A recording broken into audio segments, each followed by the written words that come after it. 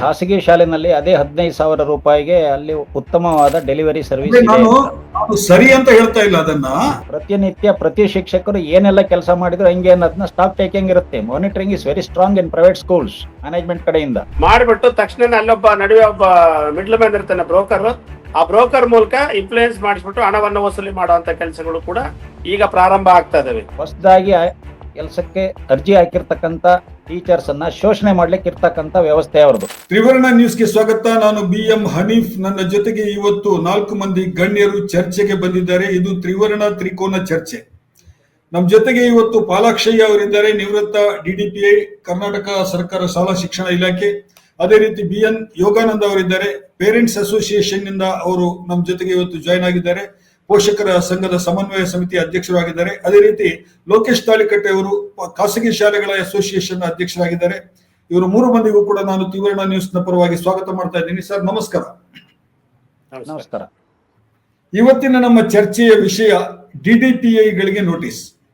ಕರ್ನಾಟಕ ಸರ್ಕಾರ DDPI ಗಳಿಗೆ, ಕರ್ನಾಟಕ ರಾಜ್ಯ ಸರ್ಕಾರದ ಎಲ್ಲಾ ಇಲಾಖೆಗಳ DDPI ಗಳಿಗೆ, ಎಲ್ಲ ಶಿಕ್ಷಣ ಜಿಲ್ಲೆಗಳ ಏನು 35 ಶೈಕ್ಷಣಿಕ ಜಿಲ್ಲೆಗಳಿದೆ, ಆ ಎಲ್ಲಾ ಜಿಲ್ಲೆಗಳ DDPI ಗಳಿಗೆ ಒಂದು ನೋಟಿಸ್ ಅನ್ನು ರವಾನಿಸಿದೆ.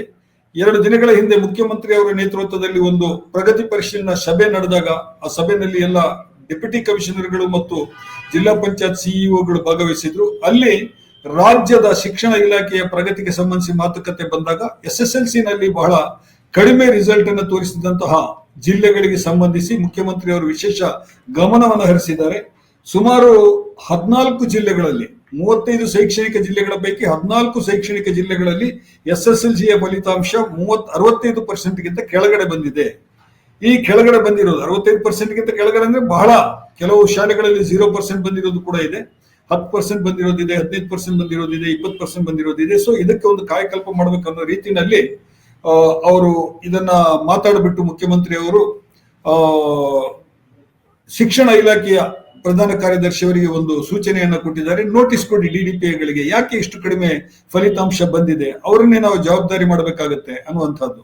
ಆಮೇಲೆ ನೋಟಿಸ್ ಕೊಟ್ಟ ನಂತರ ಅವರ ಉತ್ತರ ಸ್ಯಾಟಿಸ್ಫ್ಯಾಕ್ಟರಿ ಇಲ್ಲ ಅಂದಾದಲ್ಲಿ ಅವರ ವಿರುದ್ಧ ಆಕ್ಷನ್ ತಗೊಳ್ಬೇಕನ್ನುವಂತ ಸೂಚನೆಯನ್ನು ಕೂಡ ಮುಖ್ಯಮಂತ್ರಿ ಅವರು ಕೊಟ್ಟಿದ್ದಾರೆ. ಈ ವಿಷಯಕ್ಕೆ ಸಂಬಂಧಿಸಿ ನಮ್ಮ ಇವತ್ತಿನ ಚರ್ಚೆ ನಡೀತಾ ಇದೆ. ನಾನು ಆರಂಭದಲ್ಲಿ ಪಾಲಾಕ್ಷಯ್ಯ ಅವ್ರ ಹತ್ರ ಇದಕ್ಕೆ ಸಂಬಂಧಿಸಿ ನಿಮ್ಮ ಒಂದು ಒಪಿನಿಯನ್, ಫಸ್ಟ್ ಒಪಿನಿಯನ್ ಏನಿದೆ ಅನ್ನೋದನ್ನ ಕೇಳಲಿಕ್ಕೆ ಬಯಸ್ತೀನಿ. ಎಸ್ ಪಾಲಾಕ್ಷಯ್ಯ ಅವರೇ, ನೀವು ಇಲಾಖೆಯಲ್ಲಿ ಕೆಲಸ ಮಾಡಿದವರು, ಸುದೀರ್ಘ ಸೇವೆ ಮಾಡಿದವರು, ಸರ್ಕಾರಿ ಶಾಲೆಗಳು ಹೇಗೆ ಕೆಲಸ ಮಾಡ್ತಾ ಇದೆ ಅನ್ನೋದು ನಮಗೆ ಗೊತ್ತಿದೆ. ನಮಗೆ ಯಾವ ರೀತಿ ಸಮಸ್ಯೆಗಳು ಎದುರಿಸ್ತಾ ಇದ್ದೀವಿ ಅನ್ನೋದನ್ನು ಕೂಡ ನೀವು ಬಹಳ ಪ್ರಾಕ್ಟಿಕಲ್ ಆಗಿ ತಿಳ್ಕೊಂಡಿದ್ದೀರಾ. ಏನ್ ಹೇಳ್ತೀರಿ ಈ ಒಂದು ಘಟನೆ ಇದಕ್ಕೆ ಸಂಬಂಧಿಸಿ? ನಮಸ್ಕಾರ.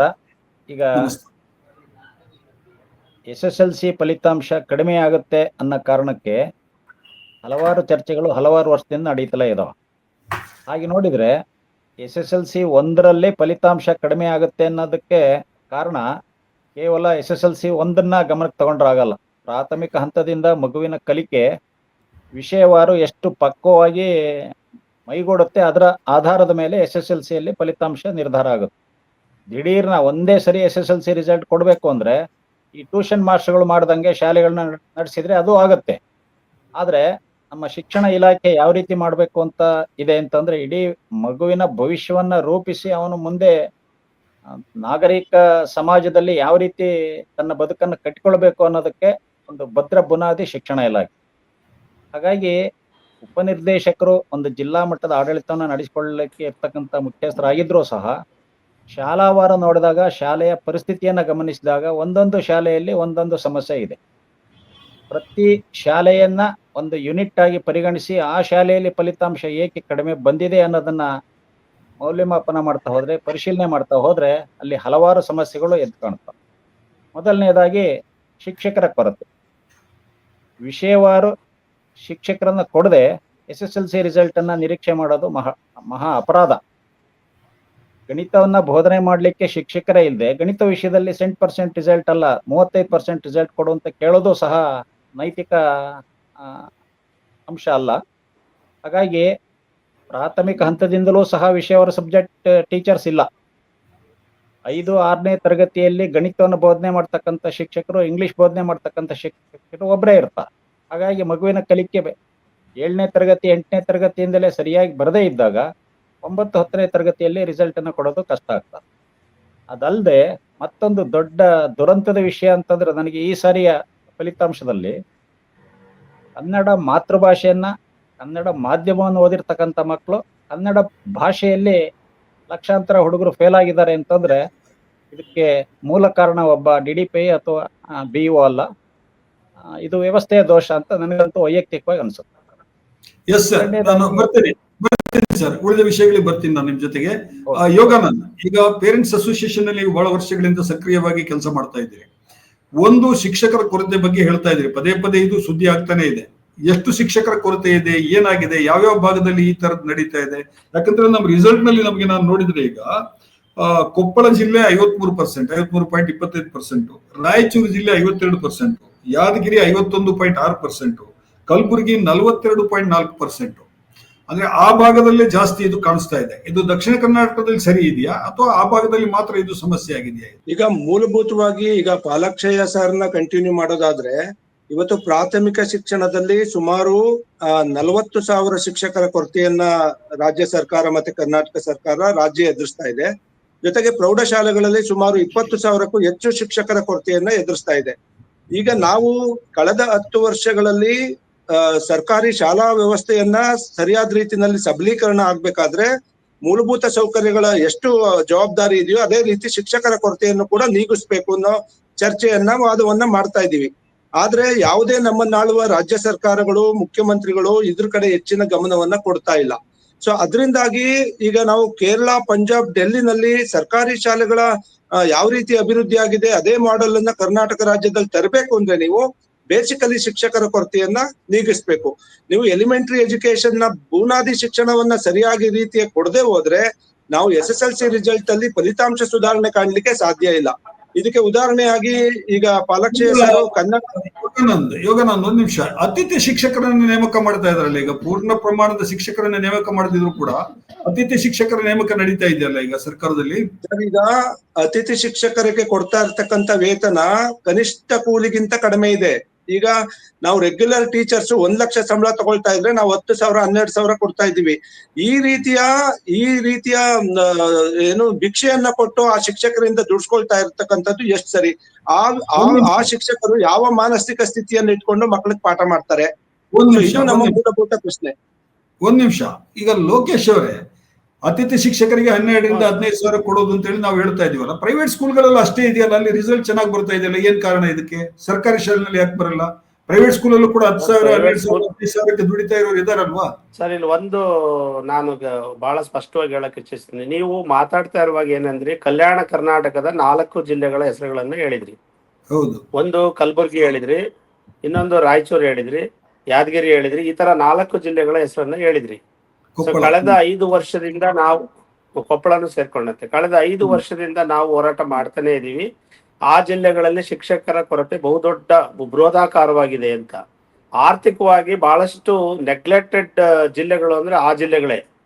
ಸೊ ಅಂತಹ ಜಿಲ್ಲೆಗಳಿಗೆ ನೀವು ಹೆಚ್ಚು ಶಿಕ್ಷಕರನ್ನ ನೀಡಿ ಅಲ್ಲಿ ಶಿಕ್ಷಣದ ಅಭಿವೃದ್ಧಿಯನ್ನ ಮಾಡಬೇಕಾಗಿತ್ತು ಅಂತೇಳಿ ನಾವು ಹೋರಾಟಗಳನ್ನು ಸಹಿತ ನಾವು ಮಾಡಿದ್ವಿ.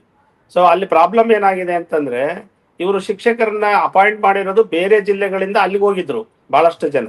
ಅವರು ಕಳೆದ 2 ವರ್ಷದಿಂದ ಅಲ್ಲಿಂದ ಟ್ರಾನ್ಸ್ಫರ್ ತಗೊಂಡು ಎಲ್ಲಾ ಶಿಕ್ಷಕರು ಅವರವರ ಮೂಲ ಜಿಲ್ಲೆಗಳಿಗೆ ಹೋದ್ರು.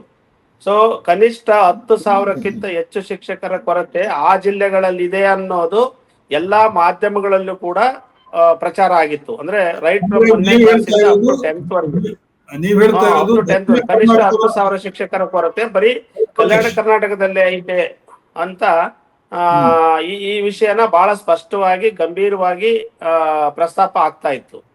ಸೊ ಇಂತಹ ವಿಚಾರಗಳ ಬಗ್ಗೆ ಸರ್ಕಾರ ಗಮನ ಹರಿಸೋದನ್ನ ಬಿಟ್ಟು ಅವ್ರೇನ್ ಮಾಡಿದ್ರು ಅಂತಂದ್ರೆ, ಬೇರೆ ಜಿಲ್ಲೆಗಳಿಗೆ ನಾವು ಶಿಕ್ಷಕರನ್ನ ಸೇರಿಸ್ಕೊಂಡು ಅಲ್ಲಿ ಅತ್ಯಂತ ಕಡಿಮೆ ಶಿಕ್ಷಕರನ್ನ ಸೇರಿಸ್ಕೊಂಡು ಅಪಾಯಿಂಟ್ಮೆಂಟ್ ಮಾಡುವಂತ ಕೆಲಸಗಳನ್ನ ಕಳೆದ ಬಾರಿ ಮಾಡ್ತಂದ್ರೆ 10,000 ಬೇರೆ ಕಡೆ ಕೊಟ್ಟು 5,000 ನಾವು ಅಲ್ಲಿ ತಗೊಳ್ತೀವಿ ಅಂದ್ರು. ಕೊನೆಗೆ 2,000, 2,500, 3,000 ಆ ಭಾಗಕ್ಕೆ ಹೋಯ್ತು ಅನ್ನೋ ಮಾಹಿತಿ ಮಾಧ್ಯಮಗಳಲ್ಲಿ ಪ್ರಚಾರ ಆಯ್ತು. ಅಂದ್ರೆ ಹೆಚ್ಚು ಕಮ್ಮಿ 7,000 ಜನ ಶಿಕ್ಷಕರಿಗಿಂತಲೂ ಜಾಸ್ತಿ ಶಿಕ್ಷಕರ ಕೊರತೆ ಆ ಜಿಲ್ಲೆಗಳಲ್ಲಿ ಎದ್ದು ಕಾಣ್ತಾ ಇತ್ತು. ಸೊ ಇದು ಒಂದು ಮೇಜರ್ ಸಮಸ್ಯೆ. ಆಮೇಲೆ 2ನೇ ಸಮಸ್ಯೆ ಏನಾಗ್ತಾ ಇದೆ ಅಂದ್ರೆ, ನೀವು ಅತಿಥಿ ಶಿಕ್ಷಕರನ್ನ ಅಂತ ತಗೊಳ್ತಾ ಇದೀರಲ್ಲ, ಆ ಅತಿಥಿ ಶಿಕ್ಷಕರನ್ನ ತಗೊಳ್ಳೋದಿಕ್ಕೆ ಯಾವ ಮಾನದಂಡಗಳನ್ನ ಇಟ್ಕೊಂಡಿದ್ದೀರಾ? ಅದು ಬಹಳ ಮುಖ್ಯವಾದ ಪ್ರಶ್ನೆ. ಅತಿಥಿ ಶಿಕ್ಷಕರನ್ನ ನೀವು ತಗೊಳ್ಳಿ ಅಂತ ಹೇಳ್ತಾ ಇದ್ದೀರಾ, BEOಗೆ ಅಥವಾ DDPIಗೆ ಇನ್ಚಾರ್ಜಸ್ ಅನ್ನ ಕೊಡ್ತಾ ಇದ್ದೀರಿ. ನಾನು DDPI ಅಥವಾ BEOವನ್ನ ನಾನು ಬ್ಲೇಮ್ ಮಾಡಲ್ಲ, ಬಟ್ ಅವ್ರು ಯಾವ ಮಾನದಂಡಗಳಲ್ಲಿ ತಗೊಳ್ತಿದ್ರೆ ಮತ್ತೆ ಯಾವಾಗ ತಗಂತಾರೆ ಅನ್ನೋದು ಕೂಡ ಪ್ರಶ್ನೆ. ಮಕ್ಕಳು ಶಾಲೆಗೆ ಅಡ್ಮಿಷನ್ ಆಗೋದ್ಕಿಂತ ಮುಂಚೆ ಅಲ್ಲಿ ಶಿಕ್ಷಕರು ಅದರ ಇಲ್ವಾ ಅನ್ನೋದನ್ನ ಪೋಷಕರು, ಜವಾಬ್ದಾರಿಯುತವಾದಂತ ಪೋಷಕರು ಅದನ್ನ ಯೋಚನೆ ಮಾಡ್ತಾರೆ. ಸೊ ನೀವು ಶಿಕ್ಷಕರನ್ನೇ ಇಲ್ಲದೆ ಇದ್ದಾಗ ಮಕ್ಕಳನ್ನ ಸೇರ್ಸಲ್ಲ. ಒಂದ್ ವೇಳೆ ಸೇರ್ಸಿದ್ರು ಕೂಡ ಇವ್ರು 1 ತಿಂಗಳು 2 ತಿಂಗಳು ಆದ್ಮೇಲೆ ಆ ಒಟ್ಟು ಸಂಖ್ಯೆಯ ವಿದ್ಯಾರ್ಥಿಗಳನ್ನ ನೋಡ್ಕೊಂಡು ನೀವು ಆಯ್ಕೆ ಮಾಡ್ಕೊಳ್ಳೋದಾದ್ರೆ ಅಷ್ಟೊತ್ತಿಗೆ ಆಲೆ ಮೊದಲನೇ 1 ತಿಂಗಳು 2 ತಿಂಗಳು ಶಿಕ್ಷಣದಿಂದ ಮಕ್ಕಳು ವಂಚಿತರಾಗ್ತಾರೆ. ಇದು ಎರಡನೇ ಬಹುದೊಡ್ಡ ವೈಫಲ್ಯ ಶಿಕ್ಷಣ ಇಲಾಖೆ ಅನುಭವಿಸ್ತಾ ಇರುವಂತದ್ದು. ಅಂದ್ರೆ ಸರ್ಕಾರ ಸಂಪೂರ್ಣವಾಗಿ ಪಾಲಾಕ್ಷಯ್ಯನವರೇನ ಕೈ ತೋರಿಸಿ ಹೇಳಿ. ಒಂದು ಪ್ರಶ್ನೆ ಮುಗಿಸಿ ಸರ್. ಅಲ್ಲಲ್ಲ, ನಿಮಗೂ ಇದೆ ಅಲ್ಲ, ಲೋಕೇಶ್ ಅವರಿಗೂ ಪಾಲಾಕ್ಷಯ್ಯ ಅವರಿಗೂ ಇದೇ ಪ್ರಶ್ನೆ ಇದೆ. ನೀವ್ ಹೇಳ್ತಾ ಇರೋದು ಅತಿಥಿ ಶಿಕ್ಷಕರು ಓಕೆ, ಪ್ರೈವೇಟ್ ನಲ್ಲಿ ಹೇಗೆ ನಾವು 15,000 ರೂಪಾಯಿಗೆ 20,000 ರೂಪಾಯಿಗೆ ಅಥವಾ 12,000 ರೂಪಾಯಿಗೆ ಹೇಗೆ ದುಡಿಸ್ಕೊಳ್ತಾ ಇದ್ದೀವಿ, ಅವರು ಚೆನ್ನಾಗಿ ಡೆಲಿವರಿ ಮಾಡ್ತಾರೆ ಗೂಡ್ಸ್ ಅನ್ನ, ಅವರು ಪರಿಣಾಮಕಾರಿಯಾಗಿ ಪಾಠ ಮಾಡ್ತಾರೆ. ಆದ್ರಿಂದ ಸರ್ಕಾರಿ ಶಾಲೆಗಳಲ್ಲೂ ಮಾಡಬಹುದು ಅವರು, ಆದ್ರೆ ಸರಿಯಾದ ಟೈಮಿಗೆ ನೇಮಕ ಮಾಡ್ತಾ ಇಲ್ಲ ಅನ್ನುವಂಥದ್ದು ನೀವ್ ಹೇಳ್ತಾ ಇರೋದು ಅಲ್ವಾ ಲೋಕೇಶ್ ಅವರು? ಹೌದೌದು, ಸರಿಯಾದ ಟೈಮಿಗೆ ನೇಮಕ ಮಾಡ್ಕೊಳ್ಳಲ್ಲ ಒಂದು. ಎರಡನೇದಾಗಿ ಅಲ್ಲಿ ಅಕೌಂಟಬಿಲಿಟಿ ಕ್ವಶನ್ ಆಗುತ್ತೆ, ಎಫಿಸಿಯನ್ಸಿ ಕ್ವಶನ್ ಆಗುತ್ತೆ. ಈಗ ಏನಾಗುತ್ತೆ, ಮಕ್ಕಳ ಸಂಖ್ಯೆಯ ಆಧಾರಿತ ಶಿಕ್ಷಕರನ್ನ ಆಯ್ಕೆ ಮಾಡ್ಕೊಳ್ತಾರೆ ವಿನಃ ವಿಷಯ ಆಧಾರಿತ ಶಿಕ್ಷಕರನ್ನ ಆಯ್ಕೆ ಮಾಡ್ಕೊಳ್ಳೋದಿಲ್ಲ. That is the important thing. ವಿಷಯವಾರು ಆಧಾರಿತ ಶಿಕ್ಷಕರನ್ನ ಆಯ್ಕೆ ಮಾಡ್ಕೊಳ್ಳೋದಿಲ್ಲ, ಸಂಖ್ಯಾ ಆಧಾರಿತ ಶಿಕ್ಷಕರನ್ನ ಆಯ್ಕೆ ಮಾಡ್ತಾರೆ. ಈ ಕೆಲವು ಶಾಲೆನಲ್ಲಿ 1 ರಿಂದ 5ನೇ ತರಗತಿ ತನಕ ಇರುತ್ತೆ, ಅಲ್ಲಿ ಕೆಲವು ವಿಷಯ ಬೋಧನೆ ಮಾಡಬೇಕಾಗುತ್ತೆ. ಮ್ಯಾಥಮೆಟಿಕ್ಸ್ ಬೇಸಿಕ್ಸ್ ಅನ್ನು ಹೇಳ್ಕೊಡ್ಬೇಕಾಗುತ್ತೆ, ಇಂಗ್ಲಿಷ್ ಅಲ್ಲಿ ಬೇಸಿಕ್ಸ್ ಅನ್ನು ಹೇಳ್ಕೊಡ್ಬೇಕಾಗುತ್ತೆ. ಆ ಶಿಕ್ಷಕರು ಇಲ್ಲದೆ 1 ರಿಂದ 5ಕ್ಕೆ ಅವ್ರು 10 ಹುಡುಗರು ಇದಾರೆ, 10 ಹುಡುಗರಿಗೆ ಒಬ್ರು ಕನ್ನಡ ಶಿಕ್ಷಕರು ಅಂತ ಯಾರೋ ಒಬ್ರು ಶಿಕ್ಷಕರನ್ನಲ್ಲಿ ಹಾಕ್ಬಿಟ್ರೆ ಅವರು ಮ್ಯಾಥ್ಸ್ ಅನ್ನ ಮಾಡೋದಾಗ್ಲಿ ಅಥವಾ ಸೈನ್ಸ್ ಅನ್ನ ಮಾಡೋದಾಗ್ಲಿ ಅಥವಾ ಅವು ಬೇಸಿಕ್ಸ್, ಅವು 5th ಒಳಗೆ ಬರೋ ಅಂತವು ಬೇಸಿಕ್ ಕಾನ್ಸೆಪ್ಟ್ ಅನ್ನು ಹೇಳ್ಕೊಡುವಂತ ಸಬ್ಜೆಕ್ಟ್ ಆಗಿರ್ತವೆ. ಅದ್ರ ಬಗ್ಗೆ ಪರಿಣತಿ ಇರುವಂತ ಶಿಕ್ಷಕರನ್ನು ನೇಮಕ ಮಾಡ್ಬೇಕಾಗತ್ತೆ. ಸೊ ಆ ಒಂದು ಕಾನ್ಸೆಪ್ಟ್ ಸಂಪೂರ್ಣವಾಗಿ ರೂಲ್ಡ್ ಔಟ್ ಆಗಿದೆ ಈ ರಾಜ್ಯದಲ್ಲಿ, ಅದು ಸಮಸ್ಯೆ. ಎಸ್ ಲೋಕೇಶ್, ಪಾಲಾಕ್ಷಯ್ಯ ಅವರೇ ನಿಮ್ಮ ಅನುಭವ ಏನ್ ಹೇಳ್ತಾ ಇದೆ ಇದಕ್ಕೆ ಸಂಬಂಧಿಸಿ? ಸರ್, ಈಗ ತಾವೊಂದು ಮಾತು ಹೇಳಿದ್ರಿ, ಖಾಸಗಿ ಶಾಲೆನಲ್ಲಿ ಅದೇ 15,000 ರೂಪಾಯಿಗೆ ಅಲ್ಲಿ ಉತ್ತಮವಾದ ಡೆಲಿವರಿ ಸರ್ವಿಸ್ ಇದೆ. ನಾನು ಸರಿ ಅಂತ ಹೇಳ್ತಾ ಇಲ್ಲ ಅದನ್ನ, ಬಟ್ ಆತರ ಇದೆಯಲ್ಲ ಈಗ ಬೇರೆ ಖಾಸಗಿ ಶಾಲೆಗಳಲ್ಲಿ ನಾವು ನೋಡಿದೀವಿ. ಇದೆ. ಅದೇನು ಅಂದ್ರೆ ಹೊಸದಾಗಿ ಕೆಲಸಕ್ಕೆ ಅರ್ಜಿ ಹಾಕಿರ್ತಕ್ಕಂಥ ಟೀಚರ್ಸ್ ಅನ್ನ ಶೋಷಣೆ ಮಾಡ್ಲಿಕ್ಕೆ ಇರ್ತಕ್ಕಂಥ ವ್ಯವಸ್ಥೆ ಅವ್ರದ್ದು. ಮೇಲಾಗಿ ಅವರ ಮಾನಿಟರಿಂಗ್ ಸಿಸ್ಟಮ್ ಹೆಂಗಿರುತ್ತೆ, ಪ್ರತಿನಿತ್ಯ ಪ್ರತಿ ಶಿಕ್ಷಕರು ಏನೆಲ್ಲ ಕೆಲಸ ಮಾಡಿದ್ರು ಹಂಗೆ ಅನ್ನೋದನ್ನ ಸ್ಟಾಕ್ ಟೇಕಿಂಗ್ ಇರುತ್ತೆ. Monitoring is very strong in private schools management ಕಡೆಯಿಂದ. ಆ ಮ್ಯಾನೇಜ್ಮೆಂಟ್ ಮಾಡೋ ಅಂತ ಸೂಪರ್ವಿಷನ್ ಮತ್ತು ಮಾನಿಟರಿಂಗ್ ಗೌರ್ಮೆಂಟ್ ಸಿಸ್ಟಮ್ನಲ್ಲಿ ಮಾಡ್ಲಿಕ್ಕೆ ಆಗ್ತಾ ಇಲ್ಲ. Even head master is not capable of managing and monitoring that efficiency. Poor teacher ಅಂತಂದ್ರೆ ಈಗ ಅವನ ಅವನ ಕೈಲಾಗಲ್ಲ ನೀನೇ ಮಾಡೋ ಅಂತೇಳಿ ಇಂಗ್ಲೀಷು ಗಣಿತ ಎರಡಿಗೂ ಒಬ್ಬರಿಗೆ ಹಾಕ್ತಾರೆ. ಯಾರು ಚೆನ್ನಾಗಿ ಕೆಲಸ ಮಾಡ್ತಾರೆ ಅವರಿಗೆ ಜಾಸ್ತಿ ವರ್ಕ್ ಲೋಡು, ಕೆಲಸ ಮಾಡದೇ ಇದ್ದವರಿಗೆ ಅವ್ರು ಹೆಂಗ ಮಾಡ್ಕೊಂಡು ಹೋಗ್ಲಿ ಬಿಡತ್ತ ಅಂತ ಅನುಸರಿಸ್ಕೊಂಡು ಹೋಗೋದು. ಎರಡನೇದು, ತಾಳಿಕೋಟೆ ಅವ್ರು ಹೇಳ್ದಂಗೆ right man to the right place right time. ಶಿಕ್ಷಕರನ್ನ ಜೂನ್ 1ನೇ ತಾರೀಕು ಪ್ರತಿ ಸ್ಕೂಲ್ನಲ್ಲಿ ಹಾಜರಿದ್ಬಿಡ್ಬೇಕು. 1ನೇ ತಾರೀಕಿನಿಂದ ಯಾವುದೇ ಶಿಕ್ಷಕರ ಕೊರತೆ ಇದೆ ಅಂತ ಯಾರು ಹೇಳಬಾರ್ದು, ಪೋಷಕರು ಹೇಳಬಾರ್ದು, SDMCನೂ ಹೇಳಬಾರ್ದು, ಅಧಿಕಾರಿಗಳು ಹೇಳಬಾರ್ದು. ಆ ಮಟ್ಟಕ್ಕೆ ಒಂದು ವರ್ಗಾವಣೆ ಸಿಸ್ಟಮ್ ಅನ್ನ ಚೆನ್ನಾಗಿ ಜಾರಿ ಮಾಡೋದಕ್ಕೆ ಅವಕಾಶ ಇತ್ತು. ಎರಡನೇದು, ನೇಮಕಾತಿನೂ ಪ್ರತಿ ವರ್ಷನೂ ಈ ಕ್ಯಾಲೆಂಡರ್ ಆಫ್ ಇವೆಂಟ್ ಇಟ್ಕೊಂಡು ಏಪ್ರಿಲ್ 10ನೇ ತಾರೀಕೊಳಗೆ ಶಿಕ್ಷಕರ ನೇಮಕಾತಿಯನ್ನ ಫೈನಲ್ ಮಾಡಿ. ಈ ಒಂದು ಕ್ವಶನ್ ಸರ್, ಒಂದು ಕ್ವಶನ್. ಈಗ ಈ ಅತಿಥಿ ಶಿಕ್ಷಕರನ್ನು ಸರ್ಕಾರಿ ಶಾಲೆಗಳಲ್ಲಿ ನೇಮಿಸುವಾಗ ಪ್ರತಿ ವರ್ಷ ಚೇಂಜ್ ಆಗ್ತಾ ಇರುತ್ತೆ, ಅದು ವರ್ಷಕ್ಕೆ ಆಗುತ್ತೆ. ಜೊತೆಗೆ ಅವರನ್ನೇ ತಗೊಳ್ಳೋ ಸಾಧ್ಯತೆನೂ ಇರುತ್ತೆ. ಎಷ್ಟೋ ಕಡೆನಲ್ಲಿ ನಮ್ಗೆ ಅತಿಥಿ ಶಿಕ್ಷಕರು ಸಿಗೋದೇ ಇಲ್ಲ, ಬಂದರೆ ಸಾಕು ಬಾರಪ್ಪ ನೇನೆ ಅಂತೇಳಿ ಅವನಿಗೆ ದುಡ್ಡು ಕೊಡ್ಲಿಕ್ಕೆ ಒಂದು ವ್ಯವಸ್ಥೆ ಮಾಡಿದ್ದಾರೆ ಹೊರತು ಗುಣಾತ್ಮಕ ಶಿಕ್ಷಣ ಕೊಡ್ಲಿಕ್ಕೆ ಒಳ್ಳೆ ಶಿಕ್ಷಕರನ್ನ ಆಯ್ಕೆ ಮಾಡೋ ಅವಕಾಶ ಕೆಲವು ಹಳ್ಳಿಗಳಲ್ಲಿ ಇಲ್ಲ. ಎಸ್ ಯೋಗಾನಂದ್ ಏನೋ ಹೇಳ್ತಾರೆ. ನಾನೊಂದು ವಿಚಾರ ಹೇಳ ಸರ್, ಈಗ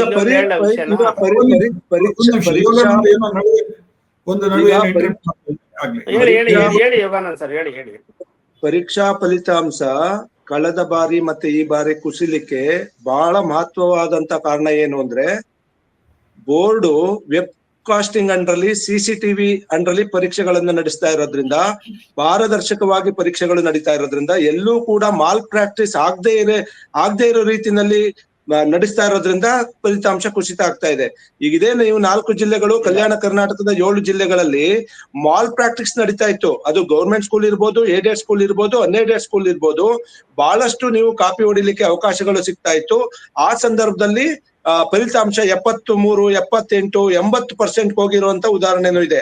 ಈಗ ಬೋರ್ಡ್ ಕಳೆದ 2 ವರ್ಷದಿಂದ ಕಟ್ಟುನಿಟ್ಟಿನಾಗಿ ಪರೀಕ್ಷಾ ಪದ್ಧತಿಯನ್ನ ಜನರೇಟ್ ಮಾಡ್ತಾ ಇರ್ತಕ್ಕಂಥದ್ರಿಂದ ಯಾರು ನಿಜವಾಗ್ಲೂ ಕಲ್ತಿರ್ತಾರೆ ಮಕ್ಕಳು ಅಂತವ್ರು ಮಾತ್ರ ಪಾಸ್ ಆಗ್ತಾ ಇದ್ದಾರೆ. ಇನ್ನು ಮಿಕ್ಕಿದವ್ರಿಗೆ ನಾವಿವತ್ತು ನೋಡಿ, ನಮ್ಮ ಆಫೀಸ್ ಹತ್ರ ಒಂದು ಹೈಸ್ಕೂಲ್ ಇದೆ, 80 ಜನ ಮಕ್ಕಳು SSLC ಪರೀಕ್ಷೆ ಬರೆದಿದ್ರು. ಇವತ್ತು ಆ ಶಾಲೆ ಎಷ್ಟು ಅದ್ಭುತವಾಗಿದೆ ಅಂದ್ರೆ, ಖಾಸಗಿ ಶಾಲೆಗಳಿಗೆ ಸಡ್ಡು ಹೊಡೆಯುವಂತ ಶಾಲೆ ಅದು. ಎಲ್ಲ ಮೂಲಭೂತ ಸೌಕರ್ಯ ಇದೆ, ಎಲ್ಲ ಶಿಕ್ಷಕರ 100% ಶಿಕ್ಷಕರಿದ್ದಾರೆ, ಅವರೆಲ್ಲ ಲಕ್ಷಾಂತರ ರೂಪಾಯಿ ಸಂಬಳ ತಗೋತಾ ಇದ್ದಾರೆ. ಮ್ಯಾಥಮೆಟಿಕ್ಸ್ ಮತ್ತೆ ಇಂಗ್ಲಿಷ್ ಅಲ್ಲಿ 80 ಜನಕ್ಕೆ 40 ಜನ ಫೇಲ್ ಆಗಿದ್ದಾರೆ.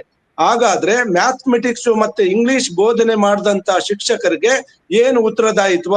ಸರ್ಕಾರ ಅವ್ರ ಮೇಲೆ ಏನ್ ಕ್ರಮ ತಗೊಳ್ತದೆ? DDPIಗಳಿಗೆ ನೋಟಿಸ್ ಕೊಡೋದು ಬೇರೆ ವಿಚಾರ, ಆದ್ರೆ ಅಲ್ಲಿ ಅಷ್ಟು ದೊಡ್ಡ ಮಟ್ಟದಲ್ಲಿ ಸೌಲಭ್ಯಗಳಿದ್ದು, ಎಲ್ಲಾ ಸೌಲಭ್ಯಗಳಿದ್ದು ಕೂಡ 40 ಜನ ಮಕ್ಕಳು ಇಂಗ್ಲಿಷ್ ಮ್ಯಾಥಮೆಟಿಕ್ಸ್ ಅಲ್ಲಿ ಫೇಲ್ ಆಗ್ತಾ ಇದ್ದಾರೆ ಅಂದ್ರೆ ಆ ಟೀಚರ್ಸ್ ತರಗತಿಲಿ ಏನ್ ಕಲಿಸ್ತಾ ಇದ್ದಾರೆ ಮಕ್ಕಳಿಗೆ? ಇದಕ್ಕೆ ಮುಖ್ಯಮಂತ್ರಿಗಳು ಏನ್ ಕ್ರಮ ತಗೋಬೇಕು? ಶಿಕ್ಷಕರನ್ನ ಉತ್ತರದಾಯಿತ್ವ ಮಾಡದೇ ಇದ್ರೆ, ಅವ್ರನ್ನ ಅಕೌಂಟಬಿಲಿಟಿ ತರದೇ ಇದ್ರೆ, ಅವರು ಗಂಟೆ ಹೊಡಿ ಸಂಬಳ ತಗೊಳ್ಳೋ ಅನ್ನೋ ಪರಿಸ್ಥಿತಿಲಿ ಇರ್ತಾರೆ. ಈ ಕಾರಣದಿಂದಾಗಿಯೂ ಕೂಡ ಅದು ಪ್ರೈವೇಟ್ ಸ್ಕೂಲ್ ಅಲ್ಲಿ ಏನಾಗುತ್ತೆ, ಟಾರ್ಗೆಟ್ ಕೊಡ್ತಾರೆ ಟೀಚರ್ಸ್ಗೆ. ಒಂದು ಮಗು 1 ಮಾರ್ಕ್ಸ್ ಕಡಿಮೆ ತಗೊಂಡ್ರು ಕೂಡ ನೀನ್ ಅದಕ್ಕೂ ಉತ್ತರ ಕೊಡಬೇಕು ಅಂತಾರೆ.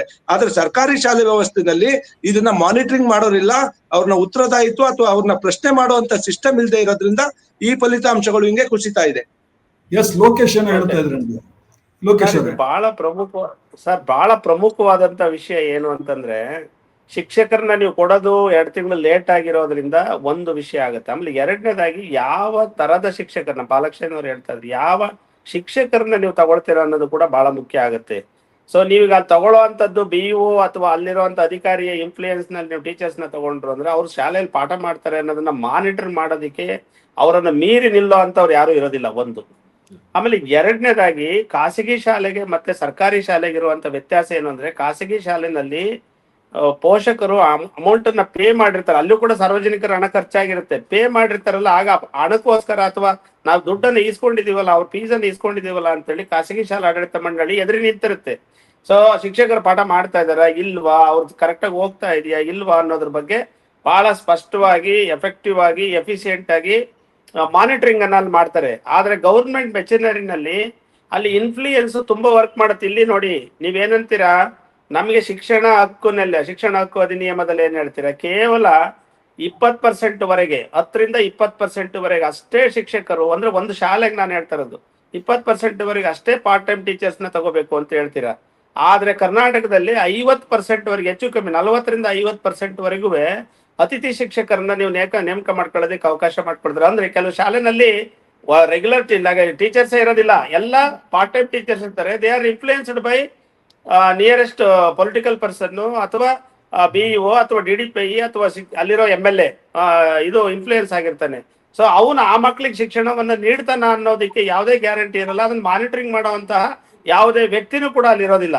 ಸೊ ಹಾಗಾಗಿ ಗೌರ್ಮೆಂಟ್ ಶಾಲೆನಲ್ಲಿ ಏನಾಗುತ್ತೆ ಅಂತಂದ್ರೆ, ಈ ಒಂದು monitoring system effect and efficiency ಇಲ್ಲದೆ ಇರೋದ್ರಿಂದ, ಅಲ್ಲಿ ಇನ್ಫ್ಲೂಯೆನ್ಸ್ ವರ್ಕ್ ಮಾಡ್ತಾ ಇರೋದ್ರಿಂದ, ಸೊ ಮಕ್ಕಳಿಗೆ ಎಫಿಷಿಯೆಂಟ್ ಪಾಠ ಮಾಡಕ್ ಆಗೋದಿಲ್ಲ, ಅದನ್ನ ನಾವು ನಿರೀಕ್ಷೆ ಮಾಡಕ್ ಆಗೋದಿಲ್ಲ. ಸೊ ಯಾವಾಗ ಮಕ್ಕಳಿಗೆ ಪಾಠವನ್ನ ಸರಿಯಾಗಿ ಮಾಡೋದಿಲ್ವೋ, ಆ ಮಕ್ಕಳು ಕಲಿಕೆಯಲ್ಲಿ 100% ಹಿಂದುಳಿತವೆ ಸರ್. ನಾನು ಹಳ್ಳಿ ಮಟ್ಟದಲ್ಲಿ ನಾನು ಈಗ ಅಬ್ಸರ್ವ್ ಮಾಡ್ತಾ ಇದೀನಲ್ಲ, ಗೌರ್ಮೆಂಟ್ ಶಾಲೆನಲ್ಲಿ ಪಾಠ ಮಾಡೋದಕ್ಕೆ ಶಿಕ್ಷಕರೇ ಇರದೇ ಇರೋ ಅಂತಹ ಬಹಳಷ್ಟು ಸಂದರ್ಭಗಳನ್ನ ನಾನು ನೇರವಾಗಿ ನೋಡ್ತಾ ಇದ್ದೀನಿ. ನಾನು ನಮ್ಮ ಊರುಗಳಲ್ಲಿ ನೋಡ್ತಾ ಇದ್ದೀನಿ, ನಮ್ಮ ಸುತ್ತಮುತ್ತ ಹಳ್ಳಿಗಳಲ್ಲಿ ನೋಡ್ತಾ ಇದ್ದೀನಿ. ಪಾಠ ಮಾಡದೇ ಇರುವಂತಹ ಸ್ಥಿತಿಗಳನ್ನ ನೋಡ್ತಾ ಇದ್ದೀನಿ. ಅಂದ್ರೆ ನೀವು ಬೇಸಿಕ್ ಎಜುಕೇಶನ್ಸ್ ಅನ್ನ ಕೊಡದೆ, ಪಾಠವನ್ನ ಮಾಡದೆ, ಇದು ಅನ್ನ ಅಂದ್ರೆ ಊಟವನ್ನ, ಬಿಸಿ ಊಟ ಇಂಥವನ್ನ ಕೊಟ್ಬಿಟ್ಟು ಮಕ್ಕಳನ್ನ ಟೈಮ್ ಪಾಸ್ ಮಾಡಿ ನೀವು 9ನೇ ಕ್ಲಾಸ್ 10ನೇ ಕ್ಲಾಸಿಗೆ ಕಳಿಸಿದ್ರೆ, ನಮ್ಮ ಪಾಲಕ್ಷೇನವ್ರು ಬಹಳ ಚೆನ್ನಾಗಿ ಹೇಳಿದ್ರು, ಮೊದಲೇ ಬೇಸಿಕ್ ಅನ್ನ ಕಲಿಸದೆ ನೀವು 10ನೇ ಕ್ಲಾಸಿಗೆ ಕಳಿಸಿ, ನೀವು ರಿಸಲ್ಟ್ ಅನ್ನ ಯಾವ ಒಂದು ಫಲಿತಾಂಶವನ್ನ ನೀವು ಎಕ್ಸ್ಪೆಕ್ಟ್ ಮಾಡ್ತೀರಾ? ಸೊ ಇದು ದೊಡ್ಡ ಒಂದು ಸಮಸ್ಯೆ ಇದೆ. ಆಕ್ಚುಲಿ ಬೇಸಿಕ್ ಕಂಪ್ಲೀಟ್ ಕೊಲಾಪ್ಸ್ ಆಗಿರುತ್ತೆ. ಒಂದು ನಿಮಿಷ ಯೋಗಾನಂದ, ಪಾಲಾಕ್ಷಯ್ಯ ಅವರೇ, ಇದನ್ನ ಹೆಂಗೆ ನಿಯಂತ್ರಣ ಮಾಡ್ತಾ ಇದ್ರಿ? ಈಗ ನೀವು ಕೂಡ DDPI ಕೆಲಸ ಮಾಡಿದವರು, ಈ ಕೆಳಗಡೆನಲ್ಲಿರುವಂತ ಶಿಕ್ಷಕರನ್ನ ಹೇಗೆ ನೀವು ಕಂಟ್ರೋಲ್ ಮಾಡ್ಲಿಕ್ಕಾಗತ್ತೆ, ಅಥವಾ ಅದು ಯಾವ ತರದ ಸಮಸ್ಯೆಗಳು ಬರ್ತದೆ? ಸರ್, ನಾನು ಕೈ ರೈಸ್ ಮಾಡ್ಬೇಕು ಅಂತಿದ್ದೆ, ತಾವೇ ಕೇಳಿದ್ರಿ. ಮೂಲತಃ ಶಿಕ್ಷಣದ ಗುಣಮಟ್ಟ ನಿಂತಿರ್ತಕ್ಕಂಥದ್ದು ಶಿಕ್ಷಕರ ಸಾಮರ್ಥ್ಯ ಮತ್ತು ಕಾಳಜಿ ಮೇಲೆ. ನೀವೆಷ್ಟೇ ಸುಧಾರಣೆ ತಂದ್ರು, ಎಷ್ಟೇ ಬಿಲ್ಡಿಂಗು ಎಕ್ವಿಪ್ಮೆಂಟು ಕೊಟ್ಟರೂ ಸಹ ಶಿಕ್ಷಕ ಎಲ್ಲಿಯ ತನಕ ಕಾಳಜಿ ಇಟ್ಟು ಶ್ರದ್ಧೆಯಿಂದ ಮಕ್ಕಳಿಗೆ ಬೋಧನೆ ಮಾಡೋದಿಲ್ಲ, ಅಲ್ಲಿಯ ತನಕ ಗುಣಮಟ್ಟ ಸುಧಾರಿಸಲ್ಲ. ಆ ರೀತಿ ಕೇಂದ್ರ ವ್ಯವಸ್ಥೆ ಶಿಕ್ಷಕರನ್ನು ಒದಗಿಸೋದು ಮೊಟ್ಟ ಮೊದಲ ಕರ್ತವ್ಯ ಸರ್ಕಾರದಾಗಿದ್ದು, ನಾನು ಕೆಲಸ ಮಾಡಬೇಕಾದ್ರೂ ಸಹ ಈ ಪ್ಯಾರಾ ಟೀಚರ್ಸ್ ಅಂತ ಅಪಾಯಿಂಟ್ ಮಾಡಬೇಕು ಅಂತ ಪ್ರಸ್ತಾವನೆ ಬಂತು. ನನಗೆ ಬಹಳ ಸಿಟ್ಟು ಬಂತು ಅಂತಂದ್ರೆ, ರೆಗ್ಯುಲರ್ ಅಪಾಯಿಂಟ್ಮೆಂಟ್ ಮಾಡಿದರೆ ಸರಿ ಕೆಲಸ ಮಾಡ್ತಾ ಇಲ್ಲ, ಪ್ಯಾರಾ ಟೀಚರ್ಸ್ನ ಕೊಟ್ಟರೆ ತಾರತಮ್ಯದ ವ್ಯವಸ್ಥೆ ಜಾರಿ ಬರ್ತದೆ. ಸರ್ಕಾರಿ ವ್ಯವಸ್ಥೆಯಲ್ಲಿ ಮಾನಿಟರಿಂಗ್ ತುಂಬಾ ಕಷ್ಟ ಆಗುತ್ತೆ. ಒಬ್ಬನಿಗೆ ಜಾಸ್ತಿ ಸಂಬಳ, ಒಬ್ಬನಿಗೆ ಕಮ್ಮಿ ಸಂಬಳ ಅಂತಂದ್ರೆ ಹೆಡ್ ಮಾಸ್ಟರ್ ಆದನು ಅವರನ್ನ ಕೇಳೋ ನೈತಿಕತೆ ಇಟ್ಕೊಳೋದಿಲ್ಲ. ಆದಂಗಾಗ್ಲಿ ಅಂತ ಹೊಂದಾಣಿಕೆ ಮಾಡ್ಕೊಂಡು ಕಾಲ ತಳ್ತಾರೆ ಹೊರತು ಮಕ್ಕಳಿಗೆ ಅನ್ಯಾಯ ಆಗುತ್ತೆ, ಆದ್ರಿಂದ ಬೇಡ ಅಂತ ಅಪೋಸ್ ಮಾಡಿದೆ. ಆಂಧ್ರದಲ್ಲಿ ಮಾಡಿದ್ದಾರೆ, ಬೇರೆ ರಾಜ್ಯದಲ್ಲಿ ಮಾಡಿದ್ದಾರೆ. ಪ್ಯಾರಾ ಟೀಚರ್ಸ್ ತಾತ್ಕಾಲಿಕವಾಗಿ ಅಷ್ಟೇ. ಇದು ತಾತ್ಕಾಲಿಕ ಪ್ರಶ್ನೆ ಅಲ್ಲ. ಮೊನ್ನೆ ವಿಜಯ ಭಾಸ್ಕರ್ ಅವರು ಅವತ್ತಿನ ದಿವಸ ಸೆಕ್ರೆಟರಿ ಆಗಿದ್ದವರು ಒಂದು ಸಿಸ್ಟಮ್ ಜಾರಿ ತಂದ್ರು. ಜನವರಿ 1ನೇ ತಾರೀಕಿನಿಂದ ಮುಂದಿನ 18 ತಿಂಗಳು ಒಳಗೆ ರಿಟೈರ್ ಆಗ್ತಕ್ಕಂತ ವ್ಯಕ್ತಿಗಳು ಯಾರ್ಯಾರು, ಎಷ್ಟು ಜನ ಇದ್ದಾರೆ, ತಾಲ್ಲೂಕುವಾರು ಸ್ಕೂಲ್ ವೈಸ್ ತಗೊಂಡು ಆ ರಿಟೈರ್ಮೆಂಟ್ ಆಗೋದಕ್ಕೆ ವ್ಯವಸ್ಥೆ ಮಾಡೋದು ಜೊತೆಗೆ ಯಾವ್ಯಾವ ವರ್ಷ ರಿಟೈರ್ ಆಗ್ತಾರೆ ಅದಕ್ಕೆ ಅಡ್ವಾನ್ಸ್ ನಾವು ರಿಕ್ರೂಟ್ಮೆಂಟ್ ಮಾಡ್ತಿದ್ವಿ. ಪ್ರತಿ ವರ್ಷ, ನೀವು ನಂಬ್ತಿರೋ ಇಲ್ವೋ, 2005ರಿಂದ 2013ರವರೆಗೆ ಪ್ರತಿ ವರ್ಷ 65ರಿಂದ 70 ದಿನಗಳ ಕ್ಯಾಲೆಂಡರ್ ಆಫ್ ಇವೆಂಟ್ ಇಟ್ಕೊಂಡು ಕೋರ್ಟ್ನಲ್ಲಿ ಕೇಸಸ್ ಇದ್ರೂ ಸಹ ಆ ಕೇಸ್ಗಳನ್ನೆಲ್ಲ ಸ್ಟೇ ವೆಕೇಟ್ ಮಾಡಿಸಿ 31,000 ಶಿಕ್ಷಕರನ್ನ ನೇಮಕ ಮಾಡಲಾಗಿದೆ. ಅಂದ್ರೆ ಪ್ಯಾರಾ ಟೀಚರ್ಸ್ ಬರ್ಲೇ ಕೊಡದು, ಪರ್ಮನೆಂಟ್ ಟೀಚರ್ಸ್ ಇರಬೇಕು, ಅವ್ರಿಗೆ ಜವಾಬ್ದಾರಿ ಫಿಕ್ಸ್ ಆಗಬೇಕು, ಉತ್ತರದಾಯಿತ್ವ ಇರಬೇಕು. ಹಾಗಾದಾಗ ಮಾತ್ರ ನಾವು ಶಿಕ್ಷಣದ ಗುಣಮಟ್ಟ ಸಾಧನೆ ಮಾಡ್ಲಿಕ್ಕೆ ಆಗುತ್ತೆ. ಈ ಅತಿಥಿ ಶಿಕ್ಷಕರ ವ್ಯವಸ್ಥೆ ಏನಿದೆ, ಇದು ಶಿಕ್ಷಣ ವ್ಯವಸ್ಥೆಯನ್ನ ತಿಥಿ ಮಾಡ್ಲಿಕ್ಕೆ ಇರ್ತಕ್ಕಂಥ ಕೆಟ್ಟ ವ್ಯವಸ್ಥೆ. ಸಾರಿ, ನಾನು ಈ ಮಾತನ್ನ ಯಾಕೆ ಹೇಳ್ತಾ ಇದ್ದೀನಿ ಅಂದ್ರೆ, ಈಗಿನ ಮಕ್ಕಳನ್ನ ನಾವು ಕೊಲ್ತಾ ಇದೀವಿ ಸರ್ಕಾರಿ ಶಾಲೆಗಳಲ್ಲಿ. ಎಸ್ ಲೋಕೇಶ್ ಅವರೇ, ಏನು ಹೇಳ್ತಾ ಇದ್ರಿ ನೀವು? ನಾವು ಬಹಳ ಹಿಂದಿನಿಂದನೂ ಕೂಡ, ನೀವು ವೆಬ್ ಕಾಸ್ಟಿಂಗ್ ನಡೆಯಕ್ ಮುಂಚೆ ಇರ್ಬೋದು, ವೆಬ್ ಕಾಸ್ಟಿಂಗ್ ನಡೆದ ನಂತರ ಇರ್ಬೋದು, ದಕ್ಷಿಣ ಕನ್ನಡ ಮತ್ತೆ ಉಡುಪಿನಲ್ಲಿ ಯಾವತ್ತೂ ಕೂಡ ಫಲಿತಾಂಶ ಕುಸ್ತಿಲ್ಲ, 1% ಕೂಡ ಕುಸ್ತಿಲ್ಲ. ಯಾಕೆ? ಆ 2 ಜಿಲ್ಲೆಗಳಲ್ಲಿ ಬಹಳ ಅದ್ಭುತವಾಗಿ ಸರ್ಕಾರಿ ಶಾಲೆಗಳಲ್ಲಿ ಮಕ್ಕಳಿಗೆ ಪಾಠ ಪ್ರವಚನಗಳು ನಡೀತಾ ಇದೆ, ಮಕ್ಕಳು ಪರ್ಫಾರ್ಮೆನ್ಸ್ ಮಾಡ್ತಾ ಇದ್ದಾರೆ.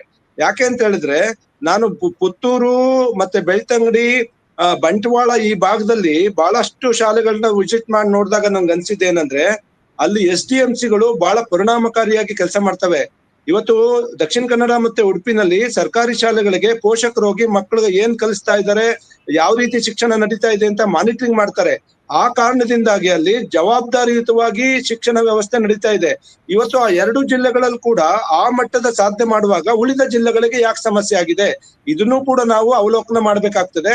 ಅದ್ರ ಜೊತೆಗೆ ಈಗ ನಮ್ಮಲ್ಲಿ ಈಗ ಶಿಕ್ಷಕರ ಜವಾಬ್ದಾರಿಗಳ ಬಗ್ಗೆ ಮತ್ತೆ ಶಿಕ್ಷಕರು ತರಗತಿಯಲ್ಲಿ ಪಾಠ ಮಾಡೋದ್ರ ಬಗ್ಗೆ ಒಂದು ಯಾವುದೇ ತರದ ನಮ್ಮ ಡಯಟ್ಗಳಿರ್ಬೋದು ಅಥವಾ ಬೇರೆ ಬೇರೆ ವ್ಯವಸ್ಥೆಗಳಿರ್ಬೋದು, ಯಾವ ವಿಧಾನದಲ್ಲಿ ಮಕ್ಕಳಿಗೆ ಕಲಿಸ್ಬೇಕು, ಮುಂದುವರೆದ ತಂತ್ರಜ್ಞಾನವನ್ನ ಖಾಸಗಿ ಶಾಲೆಯವರು ಹೇಗೆ ಅಳವಡಿಸ್ಕೊಳ್ತಾ ಇದ್ದಾರೆ, ಸರ್ಕಾರಿ ಶಾಲೆಯವ್ರು ನಾವೇನ್ ಮಾಡ್ಬೇಕು, ಶಿಕ್ಷಕರ ಸ್ಕಿಲ್ಸ್ಗಳು ಮತ್ತೆ ಅವ್ರಿಗೆ ತರಬೇತಿ ಕಾರ್ಯಕ್ರಮಗಳು ಇವೆಲ್ಲ ಸರಿಯಾಗಿ ನಡೀತಾ ಇದೆಯಾ ಅಂತ ನೋಡಿದ್ರೆ, ಇವೆಲ್ಲವನ್ನು ಕೂಡ ಮಾನಿಟರಿಂಗ್ ಮಾಡ್ಬೇಕಾದಂತ ಕೆಲವು DDPIಗಳು, BEOಗಳು ಸರ್ಕಾರಿ ಶಾಲೆಗಳ ಕಡೆ ಮುಖ ಮಾಡಿ ನೋಡ್ತಾ ಇಲ್ಲ. ಅವರ ಆಸಕ್ತಿಗಳೆಲ್ಲವೂ ಕೂಡ ಖಾಸಗಿ ಶಾಲೆಗಳ ಕಡೆಗೆ ಇರ್ತದೆ. ಈಗ ಒಬ್ಬ BEOಗೆ ಬೆಂಗಳೂರಲ್ಲಿ ಒಂದು 400 ಖಾಸಗಿ ಶಾಲೆ ಬರ್ತದೆ ಅಂದ್ರೆ 2 ವರ್ಷದ ಅವಧಿಯಲ್ಲಿ ಕೆಲಸ ಮಾಡ್ತಾನೆ ಅಂದ್ರೆ ಅವನ ಇಡೀ ಕಾನ್ಸಂಟ್ರೇಷನ್ ಖಾಸಗಿ ಶಾಲೆಗೆ ಹೋಗೋದು, ಭೇಟಿ ಮಾಡೋದು, ಬರೋದು. ಅದೇ ತನ್ನ ಪಕ್ಕದಲ್ಲಿರೋ ಸರ್ಕಾರಿ ಶಾಲೆಗಳಲ್ಲಿ ಶಿಕ್ಷಣ ವ್ಯವಸ್ಥೆ ಹೇಗ್ ನಡೀತಾ ಇದೆ, ಸರಿಯಾಗಿ ಶಿಕ್ಷಕರು ಹಾಜರಾತಿ ಇದೆಯಾ, ತರಗತಿ ಒಳಗಡೆ ಪಾಠ ಮಾಡ್ತಿದ್ದಾರಾ, ಅಥವಾ ಎಲ್ಲರೂ ಔಟ್ ಆಫ್ ದ ಸ್ಕೂಲ್ಸ್ ತರಗತಿಯಿಂದ ಹೊರಗಡೆ ಇದ್ದಾರಾ, ಏನ್ ಮಾಡ್ತಿದ್ದಾರೆ ಅಂತ ಮಾನಿಟರಿಂಗ್ ಮಾಡ್ತಾ ಇಲ್ಲ ಅಂದ್ರೆ, ನೀವು ಈ ರೀತಿಯ ನಿರ್ಲಕ್ಷ್ಯತನ ಇದೆಯಲ್ಲ ಸರ್ಕಾರಿ ಶಾಲೆಗಳನ್ನ, ಅದ್ರ ಬಗ್ಗೆನೂ ಕೂಡ ನಾವೀಗ ಅವಲೋಕನ ಮಾಡ್ಬೇಕಾಗಿದೆ ಸರ್. ಎಸ್ ಲೋಕೇಶ್ ಅವರು ಏನು ಹೇಳ್ತಿದ್ದಾರೆ? ಈಗ ಯೋಗಾನಂದ್ ಸರ್ ಒಂದು ಇಂಪಾರ್ಟೆಂಟ್ ವಿಷಯನ ಪ್ರಸ್ತಾಪವನ್ನು ಮಾಡಿದ್ರು. ದಕ್ಷಿಣ ಕನ್ನಡದಲ್ಲಿ ಮಾತ್ರ ಫಲಿತಾಂಶ ಯಾಕೆ ಚೆನ್ನಾಗಿ ಬರ್ತಾ ಇದೆ, ಸೊ ಈ ಭಾಗದಲ್ಲಿ ಯಾಕೆ ಫಲಿತಾಂಶಗಳು ಕಡಿಮೆ ಬರ್ತಾ ಇದಾವೆ, ಅದು ಉತ್ತರದಾಯಿತ್ವವನ್ನ ಅಲ್ಲಿರುವಂತಹ ಶಿಕ್ಷಕರು ಮತ್ತೆ ಅಲ್ಲಿರುವಂತಹ ಆಡಳಿತಾಧಿಕಾರಿಗಳ ಮೇಲೆ ಹಾಕ್ಬೇಕಾಗತ್ತೆ ಅಂತ ಕರೆಕ್ಟ್ ಅವ್ರು ಹೇಳ್ತಾರೆ. ಬಟ್ ಇಲ್ಲಿ ಒಂದು ವಿಷಯ ಇಂಪಾರ್ಟೆಂಟ್ ಆಗುತ್ತೆ. ದಕ್ಷಿಣ ಕನ್ನಡ ಅಂತ ಕಡೆ ಅಲ್ಲವ SDMCಗಳು ಮತ್ತೆ ಗ್ರಾಮೀಣ ಪ್ರದೇಶದಲ್ಲಿ ಸಮಿತಿಗಳು ಅಂತ ಮಾಡ್ಕೊಂಡು ಅವ್ರು ಅಲ್ಪ ಸ್ವಲ್ಪ ಹಣವನ್ನ ಕೂಡ ಹಾಕೊಂಡು ಅವ್ರಿಗೆ ಬೇಕಾಗಿರುವಂತ ಶಿಕ್ಷಕರನ್ನ ನೇಮಕ ಮಾಡ್ಕೊಂಡು, ಅದೇ ಗೌರ್ಮೆಂಟ್ ಶಾಲೆನಲ್ಲಿ ಶಿಕ್ಷಕರು ಇಲ್ಲದೆ ಇದ್ರೆ ಆ ಸಬ್ಜೆಕ್ಟ್ ಶಿಕ್ಷಕರನ್ನ ಹಾಕೊಂಡು ಅವರು ಮಾನಿಟರಿಂಗ್ ಮಾಡ್ಕೊಂಡು ಪಾಠಗಳನ್ನ, ಪ್ರವಚನಗಳನ್ನ ತುಂಬಾ ಚೆನ್ನಾಗಿ ನಡೆಸ್ತಾ ಇದ್ದಾರೆ.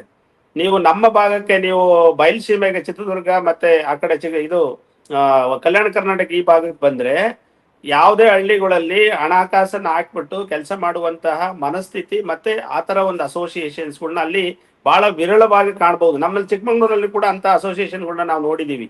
ಬಟ್ ಆ ಭಾಗದಲ್ಲಿ ಬಹಳಷ್ಟು ವಿರಳವಾಗಿ ಕಾಣ್ತವೆ. ಇವನ್ ನಮ್ಮ ಚಿತ್ರದುರ್ಗನು ಸೇರ್ಕೊಳ್ಳುತ್ತೆ.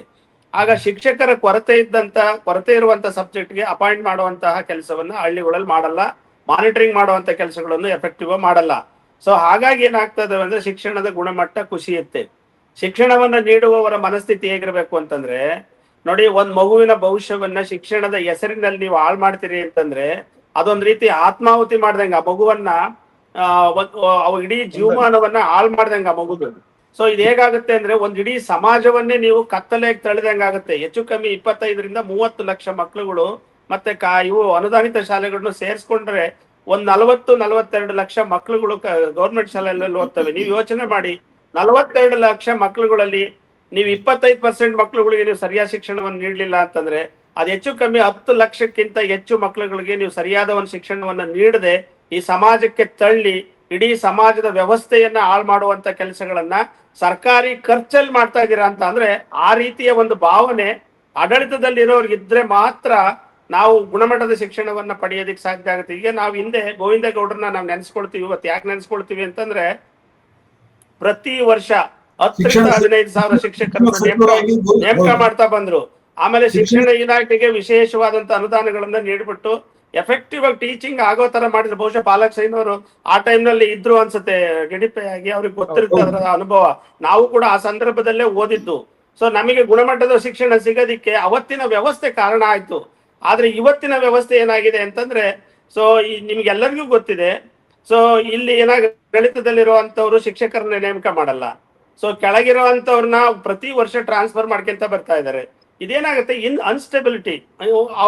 ನಾನು ಇಲ್ಲೊಂದು ವರ್ಷ ಬಿಡ್ತೀನಿ, ನಾನೇ ಇರೋದು ಅಷ್ಟೇ, ನಾ ಮುಂದೆ ಹೋಗ್ತೀನಿ ಅನ್ನೋ ಒಂದು ಇನ್ಸೆಕ್ಯೂರಿಟಿ ಫೀಲ್ ಆಗುತ್ತೆ ಅಲ್ಲಿರುವಂತ ಅಧಿಕಾರಿಗಳಿಗೆ.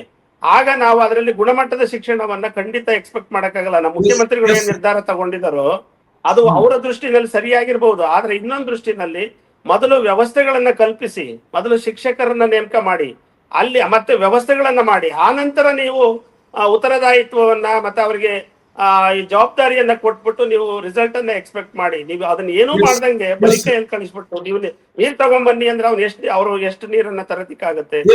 ಇದೆಲ್ಲ ಒಂದ್ ಕಡೆ ಬಹಳ ಬಾಲಿಶವಾದಂತ ನಿರ್ಣಯ ಸರ್ಕಾರದ್ದು ಅಂತೇಳಿ ನಾನು ಭಾವಿಸ್ತೇನೆ. ಒಂದ್ ನಿಮಿಷ, ಪಾಲಾಕ್ಷಿ ಅವರು ಈಗ ಏನು ಯೋಗಾನಂದ ಅವರು ಹೇಳಿದ್ರಲ್ಲ, ಒಂದು ಇಂಟ್ರೆಸ್ಟಿಂಗ್ ಪಾಯಿಂಟ್ ಇದೆ. ಅದು ಏನು ಅಂತ ಹೇಳಿದ್ರೆ, ಇಲ್ಲ DDPಗಳು ಕೂಡ ತಮ್ಮ ಜವಾಬ್ದಾರಿಯಿಂದ ತಪ್ಪಿಸ್ಕೊಳ್ತಾ ಇದ್ದಾರೆ. ಅವರ ಗಮನ ಹೆಚ್ಚು ಖಾಸಗಿ ಶಾಲೆಗಳ ಕಡೆಗೆ ಹೋಗ್ತಾ ಇದೆ, ಸರ್ಕಾರಿ ಶಾಲೆಗಳ ಕಡೆಗೆ ಹೋಗ್ತಾ ಇಲ್ಲ ಅನ್ನೋಂಥದ್ದು. ಇದು ನಿಜಾನ? ಇದು ನಾನು ಇದನ್ನ ನೇರವಾಗಿ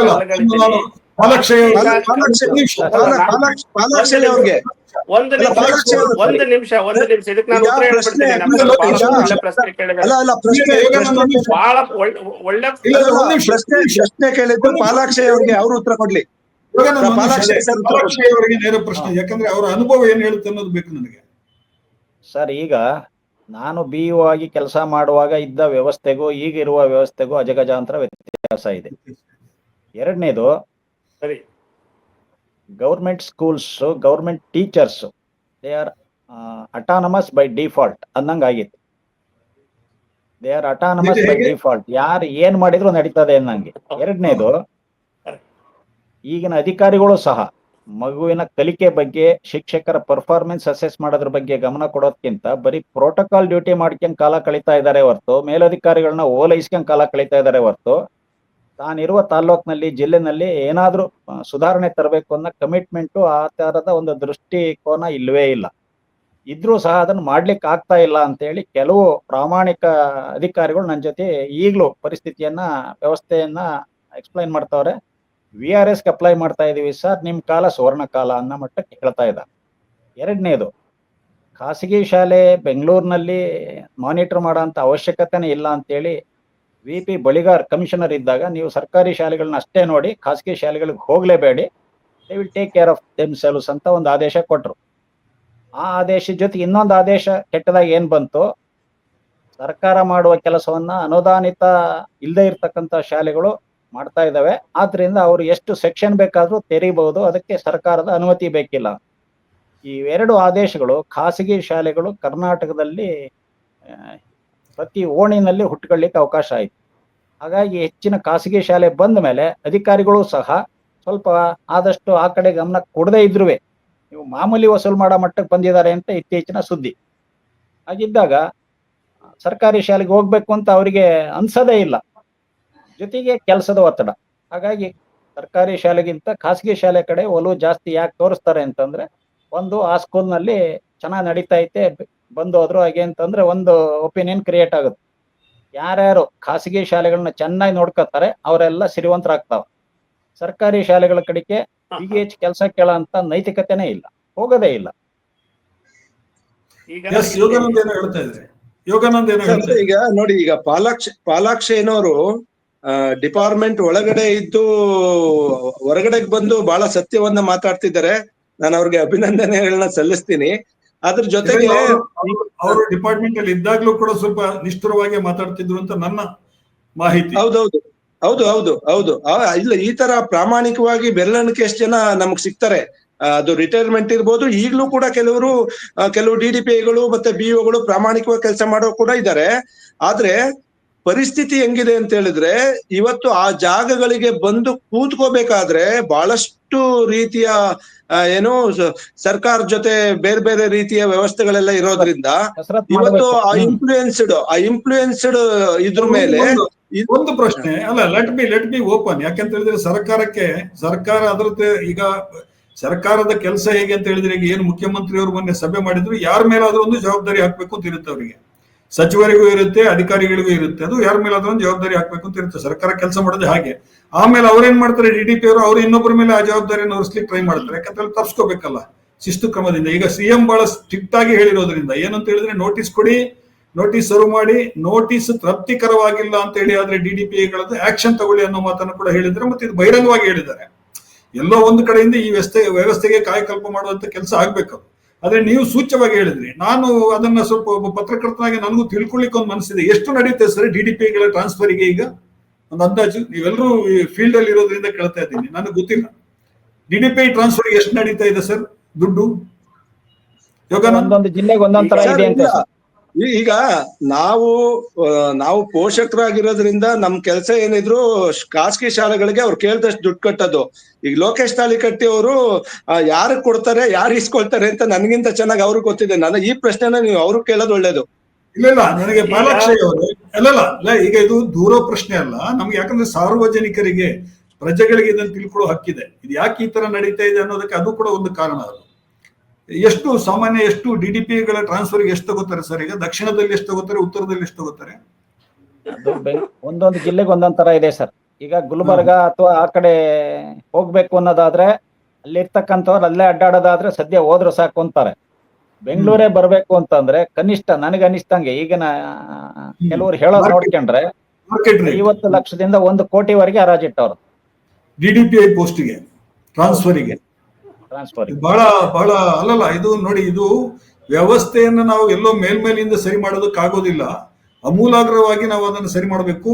ನೀವು ಅಧಿಕಾರಸ್ಥರು ಏನು ಸಚಿವರುಗಳಿದ್ದಾರೆ ಅಥವಾ ಮುಖ್ಯಮಂತ್ರಿ ಇದ್ದಾರೆ ಅಥವಾ ಬೇರೆ ಸಂಬಂಧಿಸಿದ ಅಧಿಕಾರಿಗಳಿದ್ದಾರೆ, ಅವರು ಜವಾಬ್ದಾರಿಯನ್ನು ಫಿಕ್ಸ್ ಮಾಡೋದಕ್ಕಿಂತ ಮುಂಚೆ ಈ ತರದ ಸಂಗತಿಗಳ ಬಗ್ಗೆ ಕೂಡ ಗಮನ ಹರಿಸಬೇಕಾಗುತ್ತೆ ನಾವು. ಅದು ಒಂದು ಕಾರಣ ಆಗುತ್ತೆ. ಅದು ಅವಾಗ ನಾನು ಕೇಳಿದೆ, ಬೆಂಗಳೂರಿನಲ್ಲಿ ಯಾರೋ ಒಬ್ರು ಬಂದು ಕೂತಿದ್ದಾರೆ, ಅವರು ನಾನು ನೇರವಾಗಿ ಚೀಫ್ ಮಿನಿಸ್ಟರ್ ಆಫೀಸಿಂದ ಬಂದಿದ್ದೀನಿ, ಆದ್ರಿಂದ ನನ್ನ ಯಾರು ಕೇಳೋ ಹಾಗಿಲ್ಲ ಅಂತ ಹೇಳ್ಬಿಟ್ಟು ಅಧಿಕಾರಿಗಳಿಗೆ ರೋಪ ಆಗ್ತಾ ಇರುವಂತಹ DDPIಗಳು ಇದ್ದಾರೆ ಅಂತ ನನಗೆ ಕಿವಿಗೆ ಬಿತ್ತು ನನಗೆ. ಎಸ್, ಲೋಕೇಶ್ ಅವ್ರು ಏನು ಹೇಳ್ತಾ ಇದ್ರಿ ಹೇಳಿ. ಈಗ ಇಲ್ಲಿ ಯೋಗಾನಂದ್ ಸರ್ ಒಂದು ವಿಷಯನ ಪ್ರಸ್ತಾಪ ಮಾಡಿದ್ರು, ದುಡ್ಡು ಕೊಡೋದು ತಗೊಳ್ಳೋದು ಎಲ್ಲ ಲೋಕೇಶ್ ಅವ್ರಿಗೆ ಗೊತ್ತಿದೆ ಅಂತ ಹೇಳಿ. ಖಂಡಿತವಾಗೂ ಅಮೌಂಟ್ ಅನ್ನ ಖಾಸಗಿ ಶಾಲೆಯವ್ರು ಕೊಡುವಂತದ್ದು ಇತ್ತೀಚೆಗೆ ಕಳೆದ 5 ವರ್ಷದಿಂದ ಸ್ವಲ್ಪ ಕಡಿಮೆ ಆಗಿದೆ. ಯಾಕೆ ಅಂತಂದ್ರೆ ಒಂದು ಅಸೋಸಿಯೇಷನ್ ಆಗಿ ಬಹಳ ಉಗ್ರವಾಗಿ ಹೋರಾಟಗಳನ್ನ ಮಾಡ್ತಾ ಇದೀವಿ. ಸೊ ಇಲ್ಲಿ ಹಣ ಕೊಡ್ತಾ ಇರೋದ್ರಿಂದ DDPIಗಳು BOಗಳು ಖಾಸಗಿ ಶಾಲೆ ಕಡೆಗೆ ಹೆಚ್ಚು ಗಮನವನ್ನ ಕೊಡ್ತಾರೆ ಅಂತ ಇಲ್ಲ. ಖಂಡಿತ ಅವರು ಯಾವುದೇ ಕಾರಣದಿಂದ ಖಾಸಗಿ ಶಾಲೆಯ ಅಕಾಡೆಮಿಕ್ ವಿಚಾರದಲ್ಲಿ ಮತ್ತೆ ಕ್ವಾಲಿಟಿ ಇಂಪ್ರೂವ್ಮೆಂಟ್ ಮಾಡೋ ವಿಚಾರದಲ್ಲಿ ಅವ್ರು ಯಾವುದೇ ಮೂಗ್ ತೋರ್ಸೋ ಅಂತದ್ದು ಅಥವಾ ಬಂದು ಅಬ್ಸರ್ವ್ ಮಾಡ್ಬಿಟ್ಟು ಹೀಗೆ ಪಾಠ ಮಾಡಿ ಅಂತ ಹೇಳೋ ಕೆಲಸಗಳನ್ನ ಮಾಡೋದಿಲ್ಲ ಅವರು. ಬಟ್ ಇಲ್ಲಿ ಪಾಲಾಕ್ಷಯ್ಯನವರು ಒಂದು ಮಾತು ಹೇಳಿದ್ರು, ಸೆಕ್ಷನ್ಸ್ ಅನ್ನ ಎಷ್ಟು ಬೇಕಾದ್ರೂ ಮಾಡ್ಕೋಬಹುದು ಅನ್ನೋ ವಿಷಯ ಅದನ್ನ ವಾಪಸ್ ತಗೊಂಡಿದ್ದಾರೆ. ಈಗ ಸೆಕ್ಷನ್ಸ್ ಅನ್ನ ಮಾಡ್ಕೋಬೇಕು ಅಂತಿದ್ರೆ ಮತ್ತೆ ಅಗೇನ್ ಪರ್ಮಿಷನ್ಸ್ ಅನ್ನ ತಗೋಬೇಕು. ಸೊ ಖಾಸಗಿ ಶಾಲೆಗೆ ಅವರು ಹಣವನ್ನ ತಗೊಳ್ತಾರೆ. ಹೇಗೆ ಅಂತಂದ್ರೆ ಯಾರನ್ನೋ ಒಬ್ಬನ ಕಳಿಸ್ತಾರೆ, CRPನೋ ಇನ್ಯಾರನೋ, ಅವ್ರು ಏನ್ ಜಸ್ಟ್ ಪೋಸ್ಟ್ ಮನ್ ಕೆಲಸ ಮಾಡ್ತಾರೆ ಅಷ್ಟೇ. ಪ್ರತಿ ಶಾಲೆಗೆ ಹೋಗಿ ಇಂತಿಷ್ಟು ಅಂತ ಕಲೆಕ್ಟ್ ಮಾಡ್ಕೊಂಡು ತಗೊಂಡೋಗಿ ಮಂತ್ಲಿ ಇಷ್ಟು ಅಂತ ತಗೊಂಡೋಗಿ ಕೊಡ್ತಾ ಇರುವಂತ ಸತ್ಯನ ನಾವೇ ಮಾಧ್ಯಮಗಳ ಮುಂದೆ ಬಹಳ ಸ್ಪಷ್ಟವಾಗಿ ಬಹಿರಂಗಪಡಿಸಿದೀವಿ. ಇದು ಒಂದು ವಿಷಯ. ಆಮೇಲೆ ಎರಡನೇ ವಿಚಾರ, ಇನ್ನೊಂದು ಬಹಳ ಮಹತ್ವದ ಸುಳಿವನ್ನ ನಮ್ಮ ರಿಟೈರ್ಡ್ DDPI ಸಾಹೇಬ್ರು ಹೇಳಿದ್ರು. ಬೆಂಗಳೂರಿಗೆ ಬಂದಾಗ 50 ಲಕ್ಷದವರೆಗೆ ಕೊಡಬೇಕು ಅಂತ, 50ರಿಂದ 1 ಕೋಟಿ ಅಂತ. ಅದಕ್ಕೆ ಒಂದು ಆಡ್ ಮಾಡ್ಬೇಕಾಗಿತ್ತು ಅವರು. 50ರಿಂದ 1 ಕೋಟಿ 1 ವರ್ಷಕ್ಕೆ ಮಾತ್ರ. ಅದು 1 ವರ್ಷಕ್ಕೆ ಸರ್, ಅದು ನೆನಪು, 1 ವರ್ಷಕ್ಕೆ ಮಾತ್ರ. ಅದು ಆಮೇಲೆ 1 ವರ್ಷನೂ ಇರಲ್ಲ.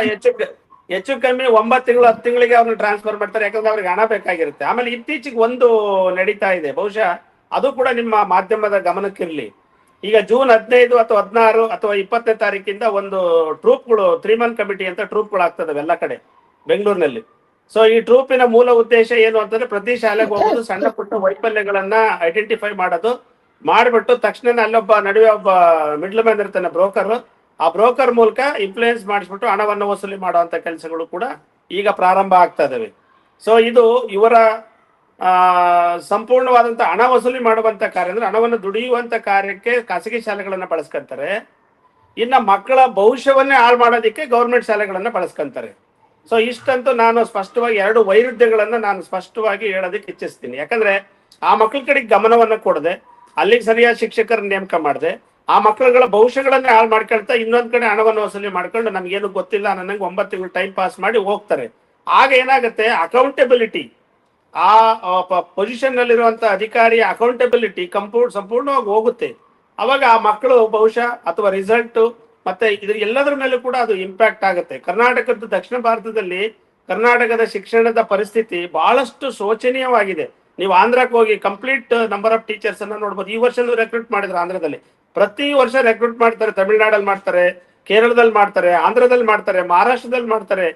ಆದ್ರೆ ಕರ್ನಾಟಕದಲ್ಲಿ ಮಾತ್ರ ಕಳೆದ 20 ವರ್ಷದಿಂದ ನಾನು ಹೇಳ್ತಾ ಇರೋದು, 20 ವರ್ಷದಿಂದ ಇದುವರೆಗೂ ರೆಕ್ರೂಟ್ ಮಾಡೋದು 16ರಿಂದ 17,000 ಜನ ಶಿಕ್ಷಕರನ್ನು ಮಾತ್ರ. ವೇರಾಸ್ 2 ಲಕ್ಷ ಜನ ಶಿಕ್ಷಕರು ರಿಟೈರ್ಡ್ ಆಗಿದ್ದಾರೆ. ಅದ್ರ ಬಗ್ಗೆ ಯಾವ ಸರ್ಕಾರಗಳು 20 ವರ್ಷದಿಂದ ಯಾರೆಲ್ಲ ಈ ರಾಜ್ಯವನ್ನು ಆಳಿದಾರೋ ಯಾವ ಸರ್ಕಾರಗಳು ಕೂಡ ಗಮನ ಕೊಡ್ತಾ ಇಲ್ಲ. ಬಟ್ ಇಲ್ಲಿ ಒಂದು ವಿಷಯನ ನಾವೆಲ್ಲರೂ ಕೂಡ ಗಮನಿಸಬೇಕು. ಸರ್ಕಾರ ಈಗ ಹೇಗೆ ನಡ್ಕೊಳ್ತಾ ಇದೆ ಅಂತಂದ್ರೆ, ಹೀಗೆ ಅಂತಲ್ಲ ಇಂದೂ ಕೂಡ ಹೇಗೆ ನಡ್ಕೊಂತ ಇದಾವೆ ಅಂತಂದ್ರೆ, ನಾವು ಬರೀ ರೂಲ್ ಮಾಡೋದಷ್ಟೇ, ಸೇವೆಯನ್ನ ಮಾಡೋರು ನಾವಲ್ಲ. ಅಂದ್ರೆ ಶಿಕ್ಷಣ ನೀಡೋರಲ್ಲ, ಆರೋಗ್ಯ ನೀಡೋರಲ್ಲ, ಅಥವಾ ಸವಲತ್ತುಗಳನ್ನ ಕೊಡೋರಲ್ಲ, ಬರೀ ರೂಲ್ ಮಾಡೋದಷ್ಟೇ ಅನ್ನೋ ಒಂದು ಪಾಲಿಸಿಗೆ ಸರ್ಕಾರಗಳು ಕನ್ವರ್ಟ್ ಆಗ್ತಾ ಇದಾವೇನೋ ಅಂತ ನನಗೆ ಅನ್ಸುತ್ತೆ. ಬಹುಶಃ ನಿಮಗೆ ನನಗಿಂತ ಚೆನ್ನಾಗಿ ಗೊತ್ತಿರುತ್ತೆ. ಇದು ನೋಡಿ, ಇದರಿಂದಾಗಿಯೇ ಬಹಳಷ್ಟು ಪೋಷಕರು ನಮ್ಮಂತವರಲ್ಲಿ ಏನ್ ಮಾಡ್ತೀವಿ ಅಂತ ಹೇಳಿದ್ರೆ, ಸರ್ಕಾರಿ ಶಾಲೆಗೆ ಮಕ್ಕಳನ್ನು ಸೇರ್ಸ್ಲಿಕ್ಕೆ ಹೋಗೋದಿಲ್ಲ. ನಾವು ಸರ್ಕಾರಿ ಶಾಲೆ ಬೇಡಪ್ಪ, ನಮ್ಮ ಮಕ್ಕಳದ ಭವಿಷ್ಯ ಏನಾದ್ರೂ ಆಗ್ಲಿ, ಸ್ವಲ್ಪ ದುಡ್ಡು ಖರ್ಚಾದ್ರೂ ಪರವಾಗಿಲ್ಲ, ಸಾಲ ಆದ್ರೂ ಪರವಾಗಿಲ್ಲ ಅನ್ನುವಂಥದ್ದೆಲ್ಲ ಅದಿದ್ರೂ ಕೂಡ ನಾವು ಪ್ರೈವೇಟ್ಗೆ ಕಳಿಸೋಣ ಅನ್ನೋ ಕಾರಣಕ್ಕಾಗಿ ಹೋಗ್ತಾ ಇದ್ದಾರೆ. ಇದು ನನಗೀಗ ಈ ಪ್ರಶ್ನೆ ಇರೋದು, ನಮ್ಮ ಪ್ರಶ್ನೆ ಈಗ ಒಂದೇ, ಅದು ಇನ್ನೊಂದು ಸಬ್ಜೆಕ್ಟ್ ಇದೆ, ಅದು ಹೇಳ್ತೀನಿ ನಾನು. ಅದು ಏನಂತ ಹೇಳಿದ್ರೆ, ಈಗ ಪ್ರೈವೇಟ್ ಶಾಲೆಗಳಲ್ಲಿ ಈಗ ಇನ್ಸ್ಟಾಲ್ಮೆಂಟ್ ಕೊಡ್ತಾ ಇದ್ದಾರೆ ಈ ಸಲದಿಂದ ಫೀಸಿಗೆ, ಅದಕ್ಕೆ ಲೋನ್ ತೆಗೆಸಿ ಕೊಡ್ತಾರೆ ಅನ್ನುವಂಥ ಒಂದು ಸಬ್ಜೆಕ್ಟ್ ಕೂಡ ಬಂದಿದೆ. ಈಗ ಖಾಸಗಿ ಲೋನ್ ಕೊಡುವಂತ ಸಂಸ್ಥೆಗಳಿಂದ ಶಾಲೆಯವರೇ ಪೋಷಕರಿಗೆ ಲೋನ್ ವ್ಯವಸ್ಥೆ ಮಾಡ್ತಾರೆ. ಇನ್ಸ್ಟಾಲ್ಮೆಂಟ್ ಅಲ್ಲಿ ಅವರಿಗೆ ಲೋನ್ ಕಟ್ಟಬೇಕು, ಅದಕ್ಕೆ ಇಂಟ್ರೆಸ್ಟ್ ಎಲ್ಲ ಕಟ್ಟಬೇಕು ಅನ್ನುವಂಥದ್ದು ಕೂಡ ಒಂದು ಹೊಸ, ಅದು ಇನ್ನು ಬಹಳ ದೊಡ್ಡ ಪ್ರಾಬ್ಲಮ್ ಆಗುತ್ತೆ ಮುಂದೆ, ಅದು ಆಮೇಲೆ ಮಾತಾಡೋದು ನಾವು. ಬಟ್ ಈಗ ನಾನು ಬರ್ತಾ ಇರುವಂತದ್ದು ಈ ಸಬ್ಜೆಕ್ಟ್ಗೆ ಸಂಬಂಧಿಸಿ ಬರ್ತೀನಿ ಇವಾಗ ನಾನು ನಿಮ್ಗೆ. ಅದಕ್ಕಿಂತ ಮುಂಚೆ ನಾನು ಪಾಲಾಕ್ಷ ಅವರಿಂದ ಶುರು ಮಾಡ್ತೀನಿ. ಈಗ GDPIಗಳಿಗೆ ಏನು ಜವಾಬ್ದಾರಿಯನ್ನ ಸರ್ಕಾರ ಹೊರಿಸಿದೆ, ಈಗ ನೀವೇ ಕಾರಣ, ನಿಮ್ಗೆ ನಾವು ನೋಟಿಸ್ ಕೊಡ್ತೀವಿ, ನೀವು ನೋಟಿಸ್ ಕೊಡೋ ಉತ್ತರ ತೃಪ್ತಿಕರವಾಗಿಲ್ಲ ಅಂತ ಹೇಳಿದ್ರೆ ನಾವು ಆಕ್ಷನ್ ತಗೋತೀವಿ ಅಂತ ಹೇಳಿದೆಯಲ್ಲ, ಇದು ಏನಾದ್ರೂ ವರ್ಕೌಟ್ ಆಗುತ್ತೆ, ಏನಾದ್ರೂ ಪ್ರಯೋಜನ ಆಗುತ್ತೆ ಇದರಿಂದ? ಇದು ಪ್ರಯೋಜನ ಏನು ಆಗಲ್ಲ ಸರ್. ಯಾಕೆ ಅಂತಂದ್ರೆ ಶಿಫ್ಟಿಂಗ್ ಆಫ್ ದಿ ರೆಸ್ಪಾನ್ಸಿಬಿಲಿಟಿ ಅಷ್ಟೇ ಆಗುತ್ತೆ ಹೊರತು, ಚೀಫ್ ಮಿನಿಸ್ಟ್ರು MLAಗಳು ಅಲ್ಲಿಯ ಅಧಿಕಾರಿಗಳು ಅದ್ರ ಕೆಳಗಿನ ಅಧಿಕಾರಿಗಳು ಹೇಳ್ತಾ ಹೋದಂಗೆ ಆಗುತ್ತೆ. ಆದರೆ ಪನಿಷ್ಮೆಂಟ್ ಕೊಡೋದ್ರಿಂದ ಸುಧಾರಣೆ ತರ್ತೀವಿ ಅಂತ ಅನ್ನೋದು ಭ್ರಮೆ.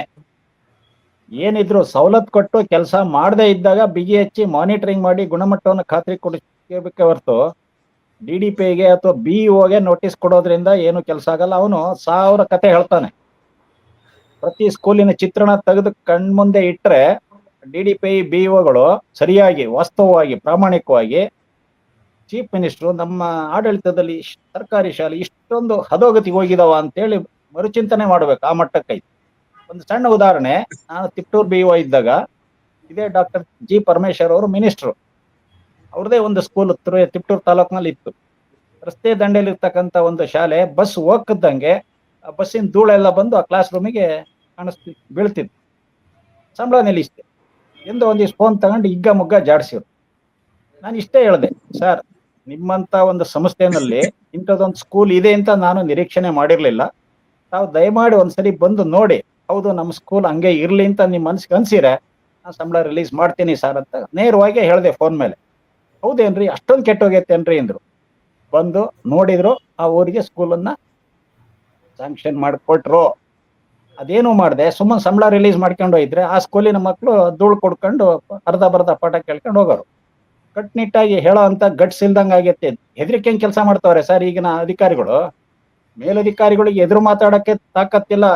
PPIಗಳು ಕೈ ಕಟ್ಕೊಂಡು ನಿಂತ್ಕೊತಾರಂತೆ, ಮಾತೇ ಆಡೋದಿಲ್ವಂತೆ. ಇನ್ PEOಗಳಿಂದ ಏನ್ ಮಾಡ್ತಾರೆ? ಅವರು ಮೇಲಧಿಕಾರಿಗಳು ಹೇಳ್ದಂಗೆ ಕೆಲಸ ಮಾಡ್ಕೊಂಡು ಹೋಗ್ತಾ ಇದ್ದಾರೆ. ಎರಡನೇದು,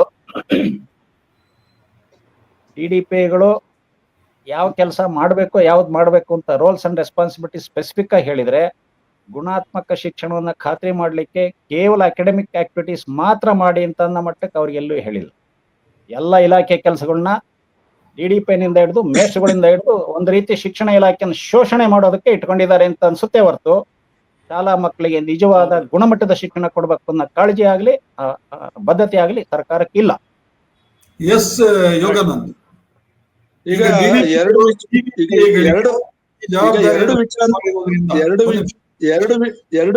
ಎರಡು ವಿಚಾರದಲ್ಲಿ ನಂಗೆ ಕ್ಲಾರಿಟಿ ಸಿಗ್ತಾ ಇಲ್ಲ. ಲೋಕೇಶ್ ತಾಳಿಕಟ್ಟಿ ಅವರು ಈಗ ಅಸೋಸಿಯೇಷನ್ ಮಾಡ್ಕೊಂಡಿದೀವಿ, ಸ್ವಲ್ಪ ಕಡಿಮೆ ದುಡ್ಡನ್ನ ತಗೊಳ್ತಿದ್ದಾರೆ ಅಂತ ಹೇಳ್ತಿದ್ದಾರೆ DDPIಗಳಿಗೆ. ಅಲ್ಲಿ ಏನು ಪೋಸ್ಟಿಂಗ್ ಬ್ರೈಬು ಪಾಲಾಕ್ಷಿ ಅವ್ರು ಹೇಳೋ ಪ್ರಕಾರ 50 ಲಕ್ಷದಿಂದ 1 ಕೋಟಿ ಇದೆ. ಅದ್ರ ಮುಂದುವರೆದ ಭಾಗ ಅದು ಲೋಕೇಶ್ ಅವ್ರು ಇನ್ನೂ ಒಂದ್ ಹೆಜ್ಜೆ ಮುಂದಕ್ಕೆ ಹೋಗಿ ಅದು 1 ವರ್ಷಕ್ಕೆ ಮಾತ್ರ ಅಂತಾರೆ. ಹೇಗೆ ಅವನು 1 ಕೋಟಿ ರೂಪಾಯಿ ದುಡ್ಡನ್ನ ಹೆಂಗ್ ಕವರ್ ಮಾಡ್ಬೇಕು 1 ವರ್ಷದಲ್ಲಿ? ಅವನು ಏನ್ ಕೆಲಸ ಮಾಡ್ತಾನೆ? ಈಗ ಅಲ್ಲ, DDPI ಈಗ 50 ಲಕ್ಷದಿಂದ 1 ಕೋಟಿ ಇನ್ವೆಸ್ಟ್ ಮಾಡಿದ್ರೆ ಅವನು 2 ರಿಂದ 3 ಕೋಟಿನಾರು ಗಳಿಸ್ಬೇಕಲ್ವಾ ಅಲ್ಲಿಂದ? ಸುಮ್ನೆ ಯಾಕೆ ಇನ್ವೆಸ್ಟ್ ಮಾಡ್ತಾನೆ ಆ ಪೋಸ್ಟ್ಗೆ ಅಲ್ವಾ? ಸೊ ಹಂಗಾಗಿ ಲೋಕೇಶ್ ತಾಳಿಕಟ್ಟಿ ಅವರು 5 ವರ್ಷದಿಂದ ಕಡಿಮೆ ಆಗಿದೆಯಲ್ಲ, ಜಾಸ್ತಿ ಆಗಿರೋದಕ್ಕೆ ಈ ಪೋಸ್ಟಿಂಗ್ ಕಾಸ್ಟ್ ಜಾಸ್ತಿ ಆಗ್ತಾ ಇದೆ. ಅದರ ನೇರ ಪರಿಣಾಮವನ್ನ ಎದುರಿಸ್ತಾ ಇರ್ತಕ್ಕಂಥ ಬಡ ಪೋಷಕರು ಮತ್ತೆ ಅವರ ಮಕ್ಕಳು ಇವತ್ತು ಈ ಶಾಲಾ ಶುಲ್ಕವನ್ನ ಹೆಚ್ಚಳ ಮಾಡ್ತೀವಿ ಅಂತಾರೆ. ಯಾವುದೇ ಒಂದು ಒಂದ್ ನಿಮಿಷ ಯೋಗಾನಂದ್, ಅದು ಸಪರೇಟ್ ಸಬ್ಜೆಕ್ಟ್ ಮಾಡ್ತೀನಿ ನಾನು, ಅದು ಈಗ ಬೇಡ. ನನಗೆ ಈಗ ಫೋಕಸ್ ಆನ್ ದಿಸ್ ಓನ್ಲಿ. ನಾನು ಲೋಕೇಶ್ ಏನ್ ಹೇಳ್ತಾ ಇದ್ರು ಹೇಳಿ. ಈಗ ಈ DDPIಗಳಿಗೆ ನೋಟಿಸ್ ಕೊಟ್ಟದ್ರಿಂದ ಸರ್ಕಾರಿ ಶಾಲೆಗಳಲ್ಲಿ ಸುಧಾರಣೆ ಆಗ್ಬೋದಾ ಪರಿಸ್ಥಿತಿ? DDPIಗಳಿಗೆ ನೋಟಿಸ್ ಕೊಡೋದ್ರಿಂದ ಶಿಕ್ಷಣದ ಗುಣಮಟ್ಟ ಹೆಚ್ಚುತ್ತೆ ಅಂತನ್ನೋದು ಖಂಡಿತವಾಗೂ ಸುಳ್ಳು, ಭ್ರಮೆ. ಮತ್ತೆ ಈ ರೀತಿ ಆಕ್ಷನ್ ಹಾಸ್ಯಾಸ್ಪದ ಆಗುತ್ತೆ. ಅಲ್ಲಿ ಶಿಕ್ಷಕರನ್ನ ನೀಡದೆ ಮತ್ತೆ ಅವರಿಗೆ ಸವಲತ್ತುಗಳನ್ನ ಮಾಡದೆ ಅವ್ರಿಗೊಂದು ಅಕೌಂಟಬಿಲಿಟಿ ಅಂತ ಒಂದು ಕ್ರಿಯೇಟ್ ಮಾಡದೆ ನಾವು ನೋಟಿಸ್ ಕೊಡೋದ್ರಿಂದ ಯಾವುದೇ ಸಾಧನೆಯನ್ನ ಮಾಡೋದಿಕ್ಕೆ ಆಗೋದಿಲ್ಲ. ಆ ತರ ಮಾಡ್ಕೊಳ್ಳೋದು ಕೂಡ ತಪ್ಪು ಅಂತೇಳಿ ನನ್ನ ಅನಿಸಿಕೆ. ಆಮೇಲೆ ಮೊದಲನೇದಾಗಿ ಇವರು ಟ್ರಾನ್ಸ್ಫರ್ಸ್ ಅನ್ನ ನಿಲ್ಲಿಸ್ಬೇಕು. ಶಿಕ್ಷಕರನ್ನ ನೇಮಕ ಮಾಡ್ಕೊಳ್ಳೋದನ್ನ ತಕ್ಷಣನೇ ಜಾರಿಗೊಳಿಸ್ಬೇಕು. ಮತ್ತೆ ಅಲ್ಲಿ ಸವಲತ್ತುಗಳನ್ನು ನೀಡಬೇಕು. ಆ ನಂತರ ಬೇಕಾದ್ರೆ ಅದು ಮಾಡಿದ್ರೆ ಅನುಕೂಲ ಆಗುತ್ತೆ. ಎಸ್, ನಮ್ಮ ಕೊನೆಯದಾಗಿ ಏನ್ ಹೇಳ್ತೀರಿ? ಒಂದು ಲಾಸ್ಟ್, ಈಗ ನಮ್ಮಲ್ಲಿ ಶಿಕ್ಷಣ ಹಕ್ಕು ಕಾಯ್ದೆ 2012ರಿಂದ ಜಾರಿಗೆ ಬಂದು 15 ವರ್ಷ ತುಂಬಿದೆ. ಈ ಶಿಕ್ಷಣ ಹಕ್ಕು ಕಾಯ್ದೆಯನ್ನ ಪರಿಣಾಮಕಾರಿಯಾಗಿ ಜಾರಿಗೊಳಿಸಿದ್ರೆ ಇವತ್ತು ಎಲ್ಲಾ ವೈಫಲ್ಯನ ಕಾಣ್ಲಿಕ್ಕೆ ಸಾಧ್ಯ ಆಗ್ತಿರ್ಲಿಲ್ಲ. ನಾವು ಮತ್ತೆ ನಿರಂಜನಾರಾಧ್ಯ ಅವರು ಸರ್ಕಾರಗಳಿಗೆ ಏನ್ ಕೇಳ್ತಾ ಇದೀವಿ, ಈ RTA ಅನ್ನ ಪರಿಣಾಮಕಾರಿಯಾಗಿ ಇಂಪ್ಲಿಮೆಂಟ್ ಮಾಡ್ಬೇಕಂದ್ರೆ ಒಂದು ಸ್ಟೇಟ್ ಅಡ್ವೈಸರಿ ಬೋರ್ಡ್ ನ ಒಂದು ಕೌನ್ಸಿಲ್ ಅನ್ನ ಮಾಡಿ ಅಂತ ಸರ್ಕಾರಗಳಿಗೆ ಕೇಳ್ತಾ ಇದೀವಿ. ಅದನ್ನ ಮಾಡಿದಾಗ ಮಾತ್ರ ನಾವು ಈ ಸಮಸ್ಯೆಗಳು, ಅದು ಫಲಿತಾಂಶ ಇರ್ಬೋದು, ಗುಣಮಟ್ಟದ ಶಿಕ್ಷಣ ಇರ್ಬೋದು, ಶಿಕ್ಷಕರ ಕೊರತೆ ಇರ್ಬೋದು, ಓವರ್ ಆಲ್ ನಾವು ಇಡೀ ಶಿಕ್ಷಣದ ಮೂಲಭೂತ ಹಕ್ಕೇನಿದೆ ಅದನ್ನ ಜಾರಿ ಮಾಡ್ಲಿಕ್ಕೆ ಒಂದು ಕಮಿಟಿ ಅಥವಾ ಒಂದು ಬೋರ್ಡ್, ಒಂದು ಅಡ್ವೈಸರಿ ಬೋರ್ಡ್ ನ ಮಾಡೋ ಮುಖಾಂತರ ಮಾನ್ಯ ಸಿದ್ದರಾಮಯ್ಯನವರು ಶಿಕ್ಷಣ ಅಳಿತಪ್ಪಿರ್ತಕ್ಕಂಥ ವ್ಯವಸ್ಥೆನ ಸರಿದಾರಿ ತರಲಿಕ್ಕೆ ಅದೊಂದು ಮಾರ್ಗೋಪಾಯ ಅನ್ನೋ ಸಲಹೆಯನ್ನು ಕೂಡ ನಾವು ಸರ್ಕಾರಕ್ಕೆ ಕೊಡ್ತಾ ಇದೀವಿ. ಅದು ಬಿಟ್ಟು ಈಗ DDPIಗಳಿಗೆ ನೋಟಿಸ್ ಕೊಡೋದು ಬೇರೆ ರೀತಿನಲ್ಲೂ ಅರ್ಥೈಸ್ಕೋಬಹುದು. ನಾವು ನೋಟಿಸ್ ಕೊಡೋದ್ರಿಂದ ಏನಾರ ಲಾಭ ಮಾಡ್ಕೊಳ್ತಾರ, ನೋಟಿಸ್ ಅಸ್ತ್ರವಾಗಿ ಇಟ್ಕೊಂಡು ಬೇರೆ ಇನ್ನೇನಾರ ವಸೂಲಿ ನಡೀತಾವೋ ಅದು ಗೊತ್ತಿಲ್ಲ ನನಗೆ. ಇಲ್ಲ, ಒಂದೇನಂದ್ರೆ ನಮಗೆ ಬಹಳ ಒಳ್ಳೊಳ್ಳೆ ಅಧಿಕಾರಿಗಳಿದ್ದಾರೆ. ಈಗ DDPIಗಳ ಬಗ್ಗೆ ನೀವು ಮಾತಾಡುವಾಗ್ಲೂ ಕೂಡ ನಾನು ಸಾರಾಸಗಟಾಗಿ ಇದು ಸರಿ ಅಂತ ಹೇಳಿ ಹೇಳಲ್ಲ. ನಾನು ಒಳ್ಳೆಯ DDPIಗಳು ಇದ್ದಾರೆ, ಸರಿಯಾಗಿ ಕೆಲಸ ಮಾಡೋರು ಇದ್ದಾರೆ. ಆಮೇಲೆ ರಶ್ಮಿ ಮಹೇಶ್ ತರದ ಬಹಳ ಒಳ್ಳೆಯ ಅಧಿಕಾರಿ ನಮಗೆ ಟಾಪ್ ಅಲ್ಲಿ ಇರೋದ್ರಿಂದ ಶಿಕ್ಷಣ ಇಲಾಖೆನಲ್ಲಿ ಪ್ರಧಾನ ಕಾರ್ಯದರ್ಶಿಯಾಗಿ ಇದು ಬಹಳ ಗಂಭೀರ ಚಿಂತನೆನೇ ಇರಬೇಕು ಸರ್ಕಾರದ್ದು. ಆದ್ರೆ ಪ್ರಾಕ್ಟಿಕಲ್ ಆದಂತಹ ಸಮಸ್ಯೆಗಳನ್ನ ನಾವು ಸರಿಯಾಗಿ ಇಂಪ್ಲಿಮೆಂಟ್ ಮಾಡಿ ಅಲ್ಲಿ ಪರಿಹಾರವನ್ನು ರೂಪಿಸಿಕೊಳ್ಳದೆ ಬೇಸ್ ನಲ್ಲಿ ಇದನ್ನ ನೇರವಾಗಿ DDPIಗಳಿಗೆ ಹೊಣೆಗಾರಿಕೆಯನ್ನು ನೀವು ಅವರಿಗೆ ನೋಟಿಸ್ ಕೊಟ್ಟು ಅವರಿಂದ ಎಕ್ಸ್ಪ್ಲನೇಷನ್ ತಗೊಳ್ಳಿ, ಅವರು ಎಕ್ಸ್ಪ್ಲನೇಷನ್ ಕೊಟ್ಟಿದ್ದು ತೃಪ್ತಿಕರ ಅಲ್ಲ ಅಂತ ಹೇಳಿ ಆದ್ರೆ ಅದನ್ನ ಅವ್ರ ವಿರುದ್ಧ ಆಕ್ಷನ್ ತಗೊಳ್ಳಿ ಅನ್ನುವಂಥದ್ದು. ಅಲ್ಲಿ ಮತ್ತೆ ಶಾಸಕರು ಬರ್ತಾರೆ ಅಲ್ವಾ, ನಡುವೆ ಸಂಸದರು ಬರ್ತಾರೆ, ಬೇರೆ ಬೇರೆಯವರು ಅಲ್ಲಿ ಇದಾರಲ್ಲ, ಪಾತ್ರ ತಗೋತಾ ಇದಾರಲ್ಲ ಸರ್ಕಾರದಲ್ಲಿ. ನೀವು ಮುಖ್ಯಮಂತ್ರಿಗಳು ಹೇಳಿದ ತಕ್ಷಣ ಇಲ್ಲಿ ಕೆಳಗಡೆವರೆಗೆ ಪರ್ಕ್ಯುಲೇಟ್ ಆಗುತ್ತೆ ಅಂತ ಹೇಳಿ ಅನಿಸೋದಿಲ್ಲ. ಎನಿಹೋ ಇದು ಬಹಳ ಒಳ್ಳೆಯ ಒಂದು ಡಿಸ್ಕಷನ್ ಏನಿಗೆ ಸದ್ಯಕ್ಕೆ ಮಾಡಿದ್ದೀವಿ. ಎಸ್ ಪಾಲಾಕ್ಷಿ ಅವರ ಕೊನೆಯದಾಗಿ ಏನು ಹೇಳಿಕ್ ಬಯಸ್ತೀರಿ? ಸರ್, ಮೂಲತಃ ಶಿಕ್ಷಕರನ್ನ ಶಾಲೆಗೆ ಒದಗಿಸೋದು ಸರ್ಕಾರದ ಮೊದಲ ಕರ್ತವ್ಯ ಅಂತ ನಾನು ಈಗಾಗಲೇ ಹೇಳ್ದಂಗೆ, ಟೀಚರ್ಸ್ ಟ್ರಾನ್ಸ್ಫರ್ ರೆಗ್ಯುಲೇಟ್ ಮಾಡ್ಲಿಕ್ಕೆ ಒಂದು ಆಕ್ಟ್ ಐತೆ, ರೂಲ್ ಐತೆ. ಆ ರೂಲ್ ಪ್ರಕಾರ ಮೇ 31 ಟ್ರಾನ್ಸ್ಫರ್ ಪ್ರೊಸೀಡಿಂಗ್ಸ್ ಎಲ್ಲ ಪ್ರೈಮರಿ ಸ್ಕೂಲು, ಹೈಸ್ಕೂಲ್ದು ಲೆಕ್ಚರರ್ಸ್ದು ಮುಗಿಬೇಕು. 1ನೇ ತಾರೀಕಿನಿಂದ ಪಾಠ ಶುರು ಮಾಡಬೇಕು, ಬ್ರಿಡ್ಜ್ ಕೋರ್ಸು ಇನ್ ಅಕಾಡೆಮಿಕ್ ಸೈಡ್ ಆಗಬೇಕು ಅಂತ. ದುರಂತ ಅಂದ್ರೆ ಈಗ ಜೂನ್ ತಿಂಗಳಲ್ಲಿ ಅವರು ಟ್ರಾನ್ಸ್ಫರ್ ಪ್ರೊಸೀಡಿಂಗ್ಸ್ ಶುರು ಮಾಡಿದ್ದಾರೆ. ಅರ್ಜಿ ಹಾಕೋದು, ವೆರಿಫೈ ಮಾಡೋದು, ಮನೆ ಮನೆಗೆ ಆಫೀಸ್ಗಳಿಗೆ ಅಲಿಯೋದು. ಇನ್ನು ಈ ಜೂನ್ ತಿಂಗಳು ಇಡೀ ಟ್ರಾನ್ಸ್ಫರ್ಗೆ ಸಂಬಂಧಪಟ್ಟಂತೆ ಎಲ್ಲಾ ಶಿಕ್ಷಕರ ತಲೆಯಲ್ಲಿ ಆ ಹುಳ ಕೊರಿತಾ ಇರುತ್ತೆ ಹೊರತು ಪಾಠದ ಕಡೆ ಗಮನ ಇರೋದೇ ಇಲ್ಲ. ಹಾಗಾಗಿ ಇರುವ ಕಾಯ್ದೆ ಮತ್ತು ನಿಯಮಗಳನ್ನ ಕಟ್ಟುನಿಟ್ಟಾಗಿ ಜಾರಿಗೆ ತರದೆ ಮೇ 31 ಮುಗಿಸೋ ಕೆಲಸವನ್ನ ಜೂನ್ ನಲ್ಲಿ ಶುರು ಮಾಡಿ 1 ತಿಂಗಳು 2 ತಿಂಗಳು ಕಾಲಹರಣ ಮಾಡೋದ್ರಿಂದ ಅಷ್ಟು ತಿಂಗಳ ಮಕ್ಕಳ ಕಲಿಕೆ ನಷ್ಟ ಆಗುತ್ತೆ. ಹಾಗಾಗಿ SSLC ರಿಸಲ್ಟ್ ಇಂಪ್ರೂವ್ ಮಾಡ್ಲಿಕ್ಕೆ ಕೇವಲ 1 ವರ್ಷದ ಸಾಧನೆ ಸಾಕಾಗೋದಿಲ್ಲ. ಕನಿಷ್ಠ 6ನೇ ತರಗತಿಯಿಂದ ವ್ಯವಸ್ಥಿತವಾಗಿ ವಿಷಯವಾರು, ತರಗತಿವಾರು ಟೀಚರ್ಸ್ ಇರಬೇಕು, ಕ್ಲಾಸ್ ರೂಮ್ಸ್ ಇರಬೇಕು. ಅದನ್ನ ಸಕಾಲಕ್ಕೆ ಮೇಷ್ಟ್ರುಗಳನ್ನ ಕೊಟ್ಟು ಕೆಲಸ ಮಾಡ್ತಾ ಇದಾರೆ ಇಲ್ಲೋ ಅಂತ ಮಾನಿಟರ್ ಮಾಡಬೇಕು. ಈ ಅತಿಥಿ ಶಿಕ್ಷಕರ ಅನ್ನೋದನ್ನ ಮೊದಲು ಕಿತ್ತಾಕ್ಬಿಟ್ಟು ರೆಗ್ಯುಲರ್ ಆಗಿ ಪ್ರತಿ ವರ್ಷ 4,000 5,000 ಟೀಚರ್ಸ್ನ ನೇಮಕಾತಿ ಮಾಡಿ ಪೂರ್ಣ ಪ್ರಮಾಣದಲ್ಲಿ ಶಿಕ್ಷಕರನ್ನು ಕೊಟ್ಟರು ಮಾತ್ರ ಶಿಕ್ಷಕರು ಸ್ವಲ್ಪ ಇದ್ದುದ್ರಲ್ಲಿ ಉತ್ತರದಾಯಿತ್ವ ತೆಗೆದುಕೊಳ್ಳಿಕ್ಕೆ ಅವಕಾಶ ಇದೆ. ಇಲ್ಲದೆ ಇದ್ರೆ DDPIಗೆ ಕೊಡ್ತಕ್ಕಂಥ ಉತ್ತರ ಎಲ್ಲ ಕನ್ಸಾಲಿಡೇಟ್ ಮಾಡಿ ಕೊಟ್ರೆ ಸರ್ಕಾರ ತಿರುಗಿ ನೋಡ್ಕೋಬೇಕು ಇಷ್ಟೊಂದು ಕೊರತೆಗಳು ಇದಾವ ಅಂತ. ಬಟ್ ಆ ಮಟ್ಟಕ್ಕೆ ಪ್ರಾಮಾಣಿಕವಾಗಿ ಬರೆಯೋ ಅಂತ ಗಟ್ಸೇ ಇಲ್ವಂತ ಈಗಿನ ಅಧಿಕಾರಿಗಳಿಗೆ. ಅವ್ರಿಗೆ ನೋಟಿಸ್ ಕೊಟ್ಟಿದ್ದೀವಿ, ಇವ್ರಿಗೆ ನೋಟಿಸ್ ಕೊಟ್ಟಿದ್ದೀವಿ, SDMC ಏನೋ ಮಾಡ್ತಾ ಇದೆ ಅಂತ. ಈ SDMCಗಳು ಚೆನ್ನಾಗಿ ಕೆಲಸ ಮಾಡೋದಾದ್ರೆ, ಒಂದು ಗುಬ್ಬಿ ತಾಲೂಕಿನಲ್ಲಿ ಕಾಡಶೆಟ್ಟಿಹಳ್ಳಿ ಅಂತ ಒಂದು ಸ್ಕೂಲ್ ಇದೆ. ಆ ಸ್ಕೂಲ್ನಲ್ಲಿ ಆ SDMC ಆಕ್ಟಿವೇಟ್ ಹೆಂಗಾಗಿದೆ ಅಂದ್ರೆ, ಹೆಡ್ ಮಾಸ್ಟ್ರು ಸರಿಯಾಗಿ ಸ್ಕೂಲಿಗೆ ಬರ್ತಾರ ಇಲ್ವ ಅಂತ ಮಾನಿಟರ್ ಮಾಡೋದನ್ನ ಹುಡುಗರ ಕಡೆಯಿಂದ ಮಾಡಿಸ್ತಾರೆ. ಆ ಸ್ಕೂಲ್ನಲ್ಲಿ ಇರ್ತಕ್ಕಂಥ ವ್ಯವಸ್ಥೆ ಇಡೀ ರಾಜ್ಯಕ್ಕೆ ಮಾದರಿಯಾಗಿದೆ. ತರಗತಿವಾರ ಶಿಕ್ಷಕರಲ್ಲ, ಸಬ್ಜೆಕ್ಟ್ ವೈಸ್ ಶಾಲಾ ಕೊಠಡಿ ಇದಾವ ಆ ಸ್ಕೂಲ್ನಲ್ಲಿ. ಪ್ರತಿ ಪೀರಿಯಡ್ಗೆ ಲ್ಯಾಬ್ ಇದ್ದಂಗೆ ಐತಿ. English lab, science lab, social studies lab, ಹಂಗೆ ಪ್ರತಿ ತರಗತಿಗೆ ಮಕ್ಕಳು ಮೂವ್ ಆಗ್ತಿರ್ತಾರೆ. ಚಲನಶೀಲತೆ ಐತೆ, ಮಕ್ಕಳ ಪಾಲ್ಗೊಳ್ಳುವಿಕೆ ಐತೆ. ಶಿಕ್ಷಕರ ಕೊರತೆ ಇದ್ದದನ್ನ SDMC ಕೈಯಿಂದ ದುಡ್ಡು ಕೊಟ್ಟು ನೇಮಕ ಮಾಡ್ತಾ ಐತೆ. ಹಾಗಾಗಿ ಸರ್ಕಾರಿ ಶಾಲೆ ಅಲ್ಲೊಂದು ಕೆಲಸ ಮಾಡ್ತಾ ಇದ್ದಾವೆ. ಅದೇ ರೀತಿ SDMC ಆಕ್ಟಿವೇಟ್ ಮಾಡಬೇಕು. ಒಂದು ಅಂಶ ಏನಂತ ಹೇಳಿದ್ರೆ, ನಾವು ಕೊನೆಯದಾಗಿ ಒಂದು ಕನ್ಕ್ಲೂಷನ್ ಬರಬಹುದಾಗಿದೆ ಈ ವಿಷಯಕ್ಕೆ ಸಂಬಂಧಿಸಿ. ಮುಖ್ಯಮಂತ್ರಿ ಅವರು ಸದುದ್ದೇಶದಿಂದ ಮೀಟಿಂಗ್ ನಲ್ಲಿ ವಿಷಯದ ಗಂಭೀರತೆಯನ್ನು ಅರ್ಥಕೊಂಡು ಈ ಆದೇಶವನ್ನು ಕೊಟ್ಟಿದ್ದಾರೆ. ಆದ್ರೆ ಈ ಆದೇಶ ಕೆಳಗಡೆ ಪರ್ಕ್ಯುಲೇಟ್ ಆಗುವಾಗ ಸರಿಯಾದ ರೀತಿಯಲ್ಲಿ ಪರಿಣಾಮಕಾರಿಯಾಗಿ ಕೆಲಸ ಮಾಡುವಂತಹ ವಾತಾವರಣ ಇವತ್ತು ಕಾಣಿಸ್ತಾ ಇಲ್ಲ. ಯಾಕಂತ ಹೇಳಿದ್ರೆ ಬೇರೆ ಬೇರೆ ಬೇಸಿಕ್ ಇನ್ಫ್ರಾಸ್ಟ್ರಕ್ಚರ್ಗೆ ಸಂಬಂಧಿಸಿದ್ದು, ಬಹಳ ಮುಖ್ಯವಾಗಿ ಶಿಕ್ಷಕರ ನೇಮಕಕ್ಕೆ ಸಂಬಂಧಿಸಿದ್ದು ಮತ್ತು ಗುಣಮಟ್ಟದ ಶಿಕ್ಷಕರ ನೇಮಕಕ್ಕೆ ಸಂಬಂಧಿಸಿದ್ದು ಆ ಪ್ರಕ್ರಿಯೆಯಲ್ಲೂ ಕೂಡ ಸುಧಾರಣೆ ಆಗಬೇಕಾಗಿದೆ. ಮತ್ತು ಎಲ್ಲಕ್ಕಿಂತ ಮುಖ್ಯವಾಗಿ ಜೂನ್ ತಿಂಗಳು 1ನೇ ತಾರೀಕು ಶಾಲೆ ಶುರುವಾಗುವಾಗ ಆಮೇಲೆ ಶಿಕ್ಷಕರದ್ದು ವರ್ಗಾವಣೆ ವಿಷಯ ತಗೊಳ್ಳೋದಾಗ್ಲಿ, ಅಥವಾ ಆಮೇಲೆ ನೀವು ಅತಿಥಿ ಶಿಕ್ಷಕರ ನೇಮಕ ಮಾಡೋದಾಗ್ಲಿ, ಎಷ್ಟು ಕೊರತೆ ಇದೆ ಅದನ್ನು ತುಂಬುವುದಕ್ಕೆ ಆಕ್ಷನ್ ತಗೊಳ್ಳೋದಾಗ್ಲಿ, ಇದೆಲ್ಲ ಯಾವತ್ತೂ ಕೂಡುವುದು. ಇದು ಜೂನ್ 1ಕ್ಕಿಂತ ಮುಂಚೆನೆ ನಡಿಬೇಕಾದಂತಹ ಪ್ರಕ್ರಿಯೆ. ಈ ಪ್ರಕ್ರಿಯೆಯನ್ನು ಸರ್ಕಾರ ಸರಿಯಾಗಿ ನಡೆಸದೇ ಇರೋದ್ರಿಂದ ಮೇಲಿನಿಂದ ಏನು ಆದೇಶ ಬಂದ್ರು ಕೂಡ, ಯಾರನ್ನ ನೀವು ಜವಾಬ್ದಾರಿ ಮಾಡಿ ನೋಟಿಸ್ ಕೊಟ್ಟರು, ಅವರಿಗೆ ವಿವರಣೆ ತಗೊಂಡ್ರು ಕೂಡ ಇದರಿಂದ ಪ್ರಯೋಜನ ಆಗಲ್ಲ ಅನ್ನುವಂಥದ್ದು ಬಹುಶಃ ನಮ್ಮ ಇವತ್ತಿನ ಚರ್ಚೆಯ ಮುಖ್ಯ ಫಲಿತಾಂಶ ಅಂತ ಹೇಳಿ ನನಗೆ ಅನ್ಪಡಿಸ್ತಾ ಇದೆ. ಎನಿಹೋ ನಾನು ನಿಮ್ಗೆಲ್ಲರಿಗೂ ಕೂಡ ಈ ಸಂದರ್ಭದಲ್ಲಿ ತೀವ್ರ ನ್ಯೂಸ್ನ ಪರವಾಗಿ ನಾನು ಧನ್ಯವಾದಗಳನ್ನು ಅರ್ಪಿಸ್ತೇನೆ. ಪಾಲಾಕ್ಷಯ್ ಅವರು ಇರ್ಬೋದು, ಯೋಗಾನಂದ ಅವರು ಇರ್ಬೋದು, ಅಥವಾ ಲೋಕೇಶ್ ತಾಳಿಕಟ್ಟೆ ಅವರು ಇರ್ಬೋದು, ಬಹಳ ಒಳ್ಳೆಯ ಇನ್ಪುಟ್ ಗಳನ್ನು ನಮ್ಮ ಈ ಚರ್ಚೆಯಲ್ಲಿ ಕೊಟ್ಟಿದ್ದೀರಿ. ಎನಿಹೋ ಇನ್ನೊಂದು ದಿನ ನಾವು ಈ ಫೀಸ್ಗೆ ಸಂಬಂಧಿಸಿದ ಚರ್ಚೆಯನ್ನು ಕೂಡ ಕೈಗೆತ್ತಿಕೊಳ್ತೀವಿ. ಅಲ್ಲಿವರೆಗೆ ಎಲ್ಲ ವೀಕ್ಷಕರಿಗೂ ಕೂಡ ನಮಸ್ಕಾರ. ನಿಮ್ಗೆಲ್ಲರಿಗೂ ಧನ್ಯವಾದಗಳು.